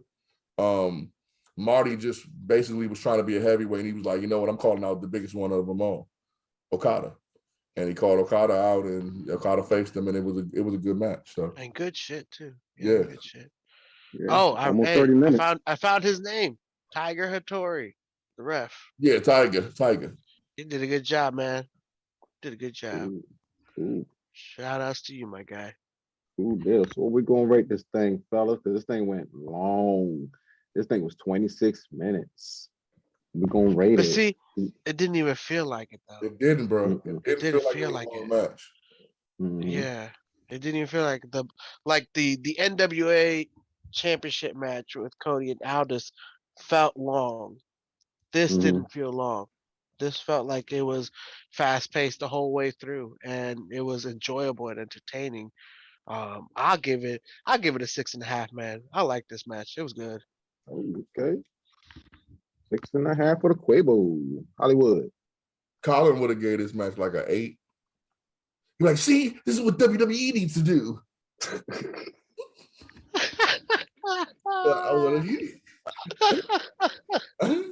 I'm gonna go ahead and agree with Quavo and give it a 6.5. But yeah. Okay. All right. And now we come up on the main event. Now, at this point in time was running short. You know what I mean? So that's why I made the comment that I made, because from my studies and my research, you know, they were talking about this match was supposed to go like 14 or 15 minutes. So that way, you know what I'm saying, the main event can go a little bit longer. But Okada, man, as Hollywood pointed out, man, he's one of them top tier. He's like 15 minutes, man. We're going to add some time on to that. So that match went almost 30 minutes. And so they had to like pick up the pace a little bit because they had to log off the air at 11 p.m. You know what I mean? And they ain't trying to get logged off the air in the middle of their first pay-per-view, man. They try to set some things up with this. You know what I mean? So boom, we get into it. The Golden Elite, the Young Bucks. Talking about Mac and Nick Jackson. Oh, Matt and Nick. Oh, Nick and Matt with Coda going up against Ray Phoenix, Bandito, and Ray Mysterio, Mr. 619. Let's talk about it. Quabo. What you I'm feel, so glad man? you What came to you me feel, first. man? I'm so glad This you thing came was to me first. this thing was Fucking short, man. We only got awesome. 10 minutes, man. We only got 10 We only minutes. got 10 minutes. 619. Ray Mysterio, 450. 619. Coming out looking like Sorry. Wolverine, boy. No, I Ray was waiting for the pause Wolverine. to come Yeah. out. That Freaking was a tight ass Wolverine outfit. Mysterio, bro. Oh man, I love this match. This joke had me laugh and enjoy it, and like I enjoyed it, bro. I enjoyed it. This was one of those things where I sat back, grabbed some popcorn, and just sat back and watched the Golden Elite go against the Bandito, the Phoenix, and Wolverine, bro. This was freaking hilarious, dude. I loved it, dude. Super kicks flying all over the place. The setups for the 619. Bro, like you got Cold your Reds, money's worth. You frog got your money's worth for splashes, this. 450 splashes. The Melter drivers, bro. It was We just had a calm. It guy was like named Nick. right guy named Nick. Oh my gosh, back flipping backbreakers, bro. Missed tombstone pile drivers. Yo, they tried to do a tombstone pile driver. Did you see that? I seen it. Anyways, bro, Ibushi, the Young Bucks, like y'all did. I think they did that more bang for your buck. I saw that. I was like, man, they did everything in this one, and it's not bad for a 6-man tag team match, bro. Get your shit off, man. Get your Hell shit yeah. off. Hell yeah, bro. I enjoyed it, man. I enjoyed it, bro. I can't say too much more. I'm gonna yield the rest of my time to Hollywood. Go ahead, bro. Do what you do. Hollywood, what you think about the main event, man? They had to wrap it up, man. They said y'all got 12 minutes. Let me see what you got. You're gonna be mad at me. I did not like this match. I didn't. This match, okay, so this goes to show you how, again, this is the fake Bullet Club, because dude wouldn't have been in around the Bullet Club. That's why they was mad. That's why they was beefing with each other. Obashi, he wasn't like, that was Kenny's man. That wasn't Bullet Club's man. They ain't rock with Cuz. That's one. Two, I would have put this match on first. Because that would have had the people up in arms and all the moves and everybody, but oh my God. I probably would have put either the Kenny and Ray Phoenix match last, or the Okada and Marty Scurll match last. This match was just too fast paced for it to be a main event. Like, it was so much stuff going on, like you couldn't keep up. Like, it was something going on every second of the match. No one sold anything. No one was hurt. I seen 57 super kicks. At least. No one has a concussion. This is one of those matches that definitely should have been on 205 Live. Yeah, this match should have been on 205 Live. Like, all of them should have been on 205 Live. But at the time, the Young Bucks was super over. This was like the most over they've ever been. So I can understand them going last. But it like, in hindsight, this kind of shows why AEW got off to a slow start, because their egos get in the way. What I mean by that is, like, when AEW first started, they're having a hard time now establishing their hometown acts, because when the hometown acts were there, they were putting all the other bigger names ahead of them, which just so happened to be WWE guys. Like, Hangman shouldn't have won the first match against Chris Jericho. We know that because it's Chris Jericho. But he shouldn't have been in that match in the first place. But because of their egos, they try to prove the point that everything doesn't really need to revolve around us. which Kenny Omega should have been their first champion, period. He was the most over wrestler in wrestling, period. Not just AEW. When AEW, before AEW started, he was the most over wrestler in the wrestling, period. He was stone cold over, except he wasn't in the WWE. He was that over. So just think about how over Stone Cold was and just take the United States out of it. Like, even in the United States, Kenny was over because them Bullet Club shirts and them Kenny Omega cleaning shirts were sold out of Hot Topic. So kind of the same thing with the Young Bucks. I figured that they probably, because this was their event, it was Cody in their event. One of them had the headline, and for real, for it to be the successful event, none of them needed the headline, even though they were the most over. I just don't. A 6-man tag match shouldn't be your main event, to me. Something should be on the line as your main event. Now, of course, none of the belts were on the line besides the ROH belt, but something should have been on the line for this. This was just the NWA belt was on the line too. That's okay. Well, that's 2 belts, so something should have been on the line in the main event. Yeah, you're right. You're right about that. You know what I'm saying? These guys just went out there, did a flippity fest, and then hung at the end.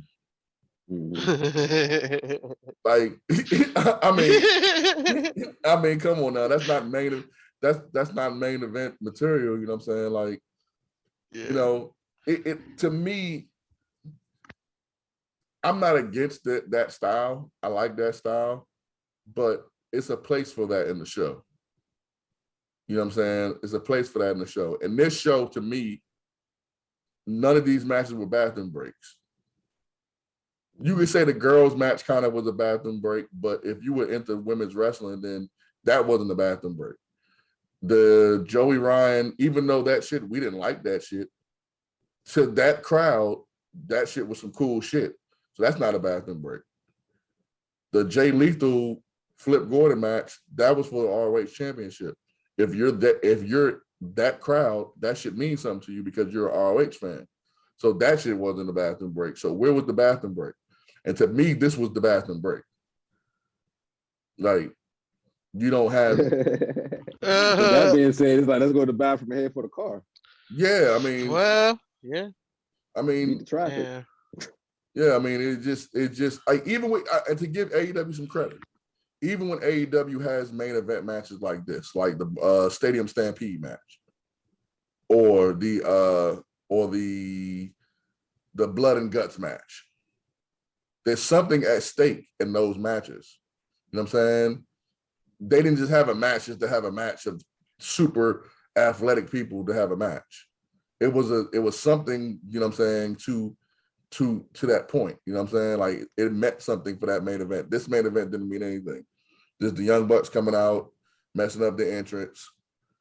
Because when they do the little Shawn Michaels shit, when they do the little flex, when they do the flex, that's when the money. Oh, I thought it was more like the Dragon Ball Z fusion. You know, Whatever. fusion. That's what I thought. Whatever flex they do. I mean, they look like the Ginyu Force in them costumes. I'm just saying. Yeah, whatever flex they're doing, the money's supposed to shoot out when that happens. They kind of messed it up on this one. But again, I don't take that away from them because it was their first pay-per-view. Everything wasn't going to be perfect. But again, I just, like, that Rey Mysterio outfit would have went super bonkers if you have this match first.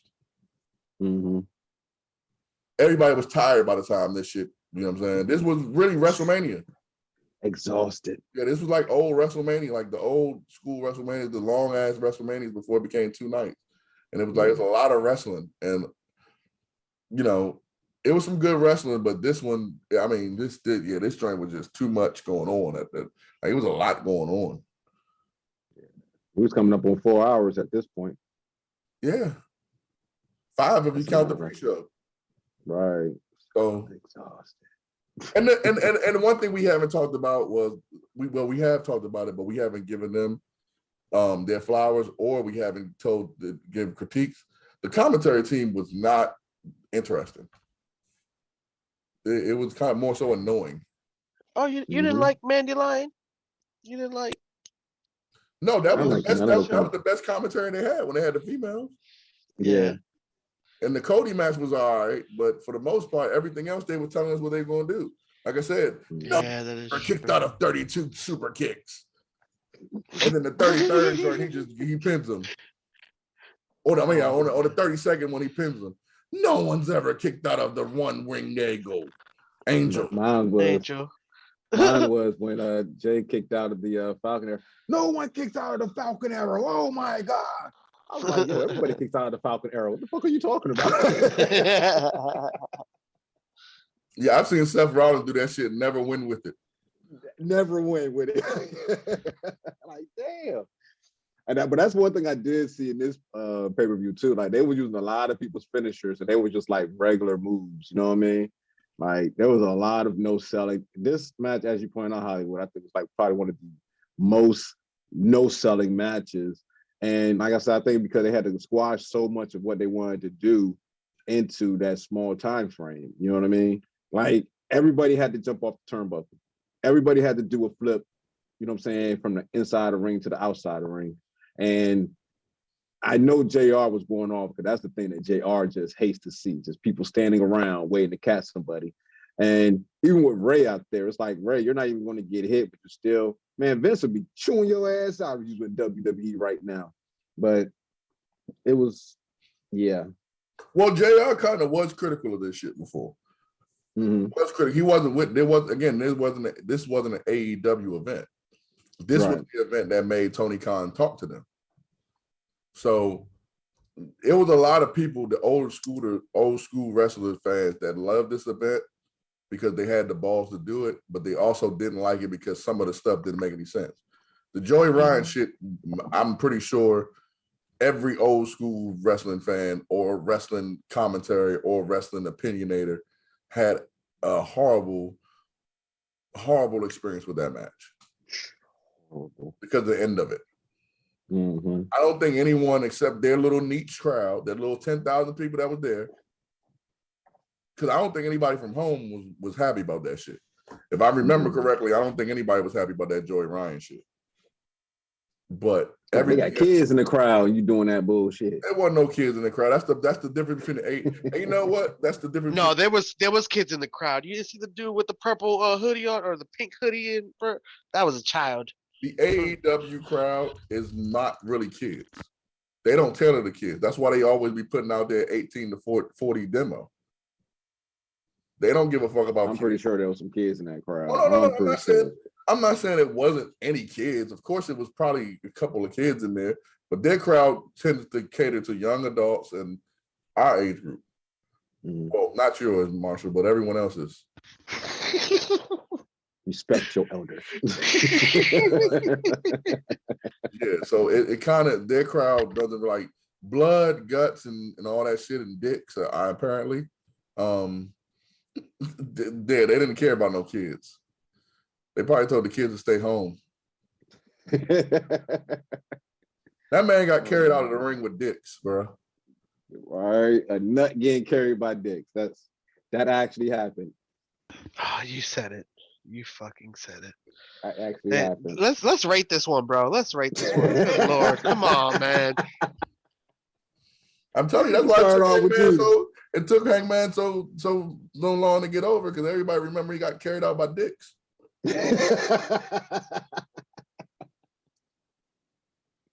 Oh my goodness, that was horrible. We would never see that on WWE TV.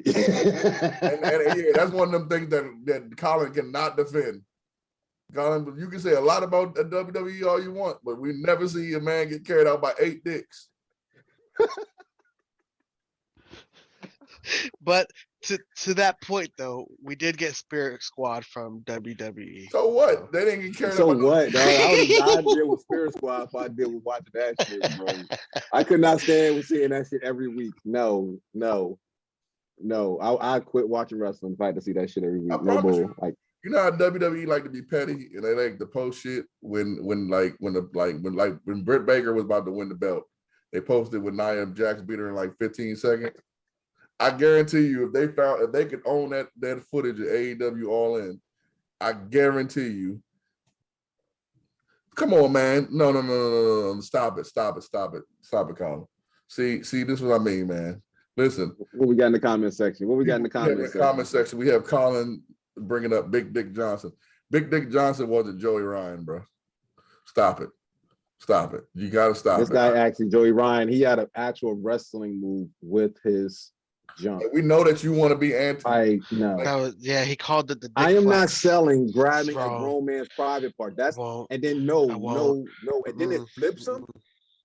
No, come on, man. no. Like that would have been my first experience watching wrestling. I'd have been like, I'm not watching this bullshit. Yeah, Colin, we're not letting you do that, man. I'm letting you know that right now. You could be anti-WWE, like you be trying to be anti-WWE. Ain't no way in there. Listen, I put this pay-per-view over. I'm the reason why these guys watched it. So I love before AEW, I love this shit. Ain't no way in hell you about to tell me that they got dick druids coming out and carrying this man out, and that shit would have been accepted in WWE. No one will ever watch WWE again if they did that shit. What? That's why They'd have been so mad. That's why Joey Ryan heard the drill music. He didn't get over. They would have heard that drill music. Why is this making me think of the New Day and unicorn penises? That's about as close as you're gonna get to it. Right. The New Day. They had the whole Undertaker theme song, and like they would have did that at WWE, and people would have been mad because they'd have been like, "Oh shit, Undertaker's about to come out," and then they see these dicks come out. Man, they'd have been mad as hell, man. They would have been pissed. It would have been worse than when Hulk Hogan turned in the WCW, dog. We would have seen so much shit being thrown. Oh my god! Started a riot. Kids would have started crying. It would have been a whole epidemic up in that zone, bro. Yeah, Mommy, what is that? Yeah, Don't cover your eyes. I can't stamp Joey Ryan, bro. That shit fucked up Hangman's trajectory. Have mercy. But the whole match, they were talking about how Hangman's the future champion, this, that, and the third. He win the match, but then he gets carried out by dick druids.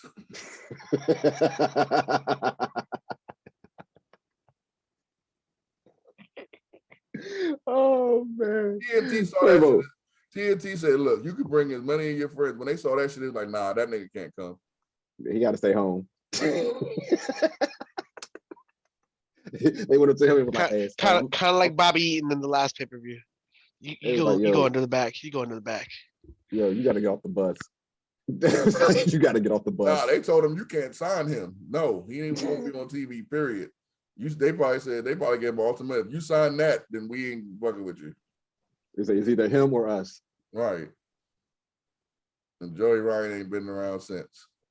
You could tell that they were different. They killed the man on TV. Literally. They killed Adam Cole before this. Yeah. Anybody that leaves, they kill him. So if you're not on being the elite no more, you die. You're dead. Ooh. Yeah.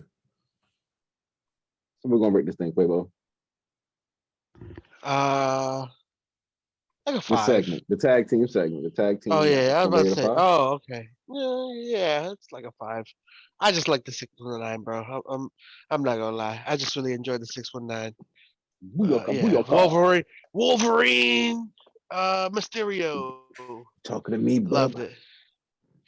Yeah, talking to me, bub. A little Easter egg right there. Little X-Men Easter egg. Oh yeah. What about you, Hollywood? What you gonna break this match, bro? I'm gonna give it a 4. 4. Okay. 4 for Hollywood. All right. And what we gonna rate this whole thing, Quay? And what you recommend to a friend?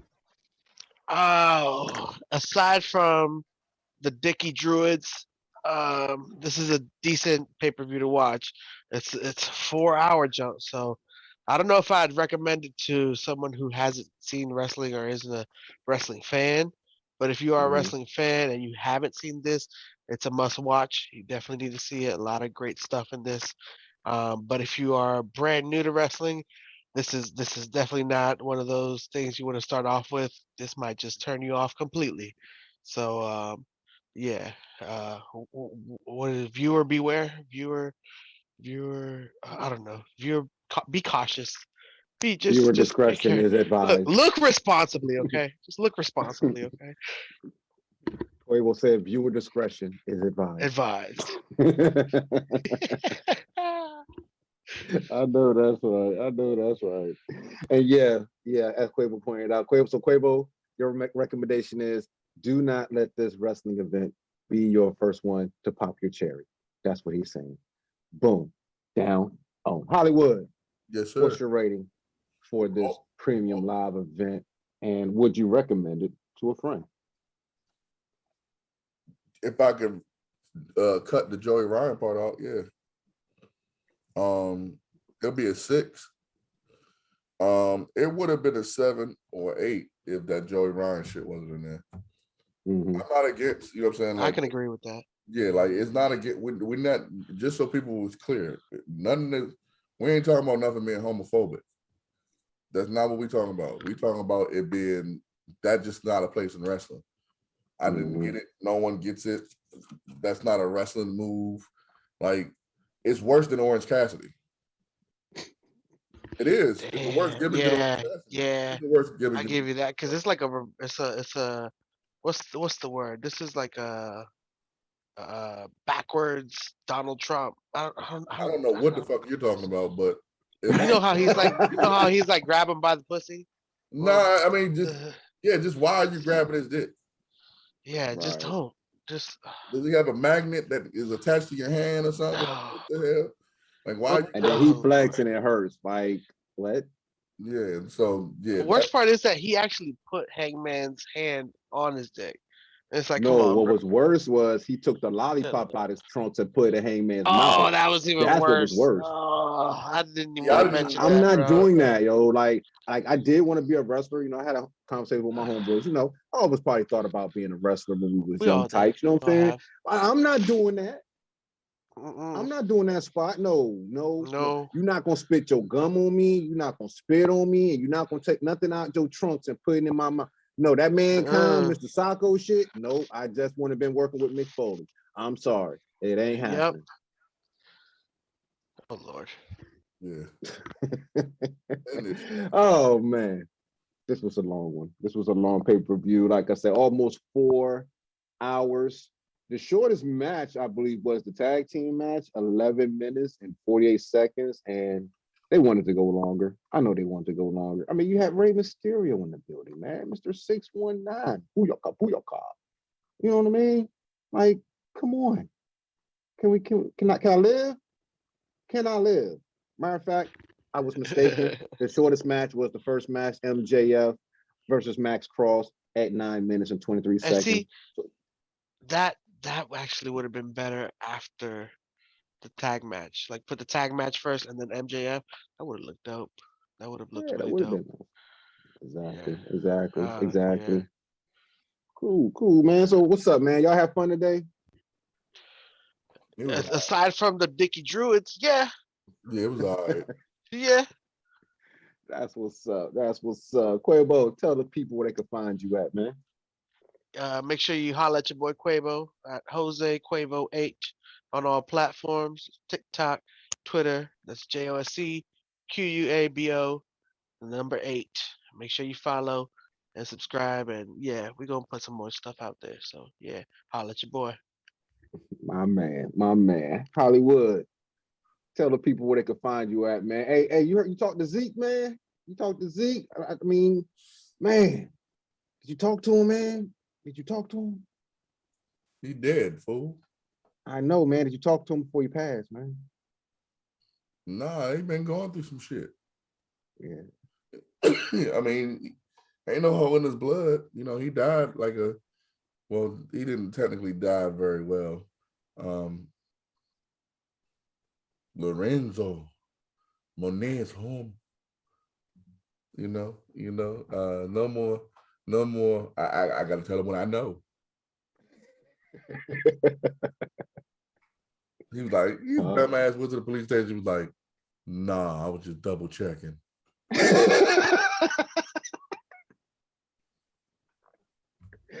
Oh man. Dude was like, what? I mean, we both hit that shit ain't that good. Like, what? Oh man. Even when he made up the lie, it was like, hold up, wait, what? Bro, I hit that joint too, bro.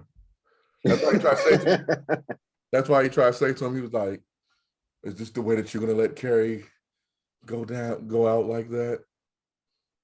Like, she must have been a savage with the head. She turned Zeke out, boy. That Bama went back just to double check if she was gone. He saw her. He saw her ass hanging up there. He's like, Carrie, stop playing. It's not Halloween. Wake up. Wake up. Halloween. Take that noose off your neck. Can't be dead. No. He went back to the police officer. He was like, hey, man, was it really a suicide like they say? And he was like, yeah, I mean, if you got any more information. He was like, nah, I just wanted to double check.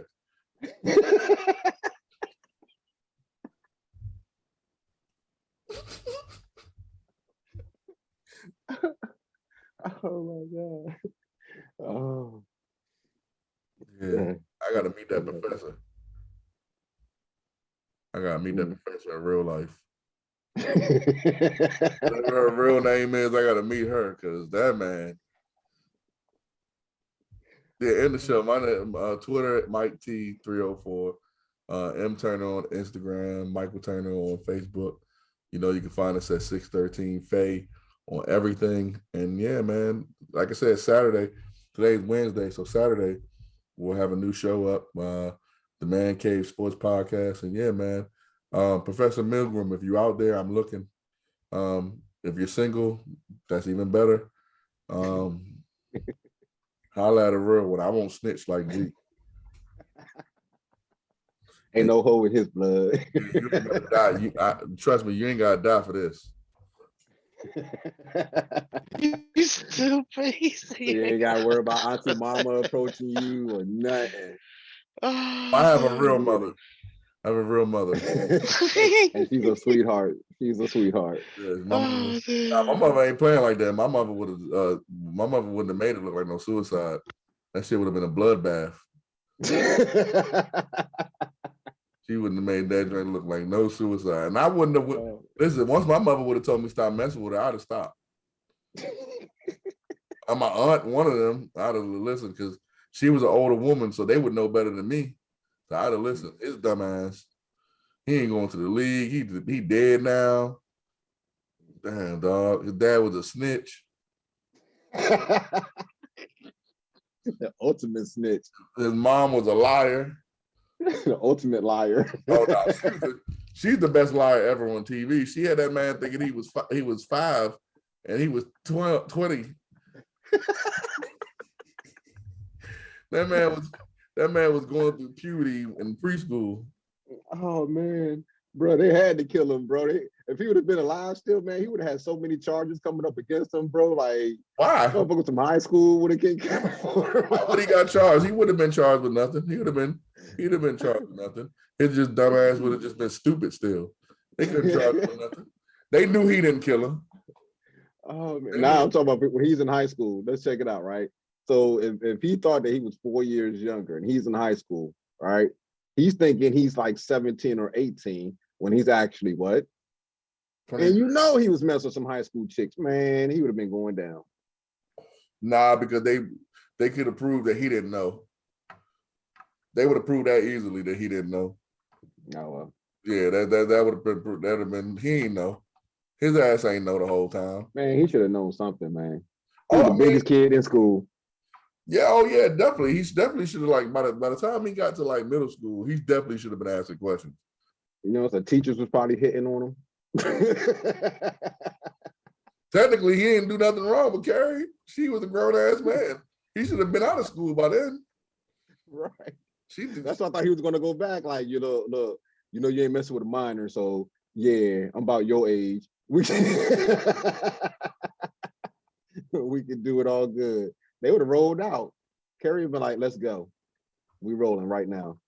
Nah, not for him. She ain't like him like that. She ain't like Z. She ain't have shit else. Huh? She ain't have shit else. Yeah, well, shit, what are you talking about? She was throwing that coochie around to everybody. Fuck you talking about? She didn't have nobody else. Anybody she would have hit. She tried to slow down her hoism when Tate tried to hit that joint. But if she would have stayed around a couple more months, Tate would have hit. Tate would have got that thing. Man, Tariq could have hit that joint if he wanted to. Oh man! Oh He shit! like Braden would have been next. I mean, he probably would have. No, would have came in like, "Hey, Braden." Nah, Kane would have been the one. Oh man, Kane would have had her ass sprung. Right. She'd have been doing licks for Kane and everything.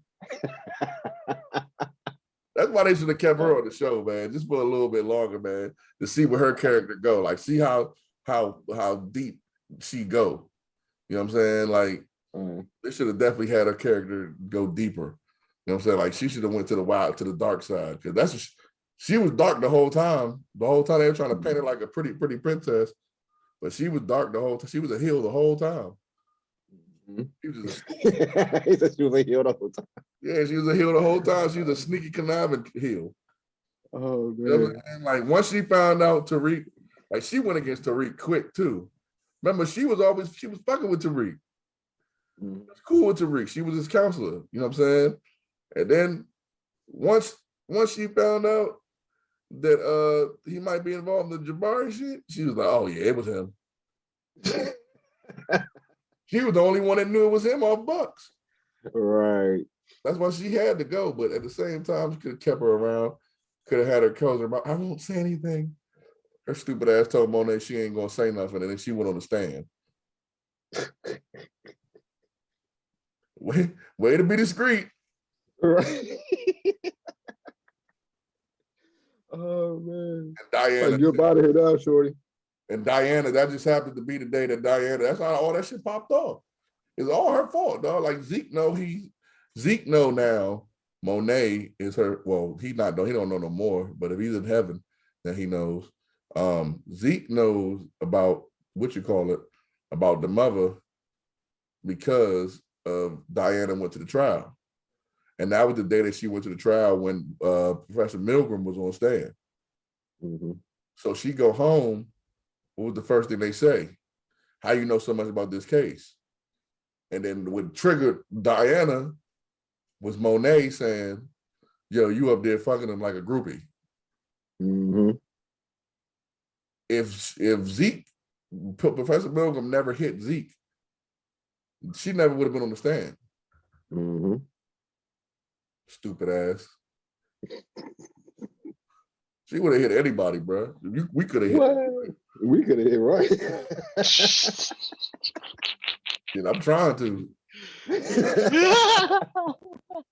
Oh man, let me know how that works out, brother. Let me know how that works out. I gotta get rich and famous first so I can meet her. Oh man, you gotta go all in, bro. You gotta go all in. All in. I get rich and famous and I meet her, I'm like, baby, I'll do anything for you. Oh snap. Oh snap. You go drink her bath water. Oh snap. You never have to be Professor Milgram again. You never have to play those roles again when you're sleeping with the students. Oh man. Matter of fact, I'm like, let's role play. Let me be Zeke. You tell me, let me wrap this thing up. And that's oh, Professor Milgram, you looking real good tonight, baby. I might as well tell you what I know. Ain't no hoe in my blood. Like he said, ain't no hoe in my blood. There ain't no hoe in my blood. There ain't no hoe in my blood. Tell me what you want to see. Lord have mercy. Oh man. And I am your host, ladies and gentlemen, Soul Man. You can catch me on Instagram at Soul Man Simmons. On Twitter, Mr. Soul at Soulboy1521 at Gmail, and on Facebook at Marshall Simmons. And this has once again been in the Four Corners of Wrestling podcast. Hold on. Did you just give your email address out? Yeah, man. Hey, man. Hey, you never know. We might have some people hitting us up. He's hoping Dr. Milgram is listening. He sends him a Hey, little hit me up, email. You baby. never know. You Giggity, never giggity, know. giggity, goo. Hey, go down in Hey, the email. you know Hey, what go I'm down in the saying? Gmail. That's Whoop. how us Hey, go professionals down. do it. You got to keep it professional. I You wonder know what since I I mean? CC me that pussy. I wonder since I said she had to go, if we post this on Facebook, will they Facebook jail me? Oh, Lord. They did before, isn't it? All right. All right. Hey, y'all don't forget, man. Like, subscribe, and turn on those notifications so you know when the next podcast episode is dropping. This has been In the Four Corners of Wrestling podcast here on the 613 Faye Production Networks on YouTube. And as we like to say here on In the Four Corners of Wrestling, don't try this shit at home. Leave it to the professionals. And we out. You gotta hit the move. You gotta hit the move. You gotta hit the move. You gotta hit the move. Tell me when you hit the move. You know you gotta hit the move. You gotta hit the move. Gotta hit the move. Rest in peace to Zeke Cross, man. Hit the boom.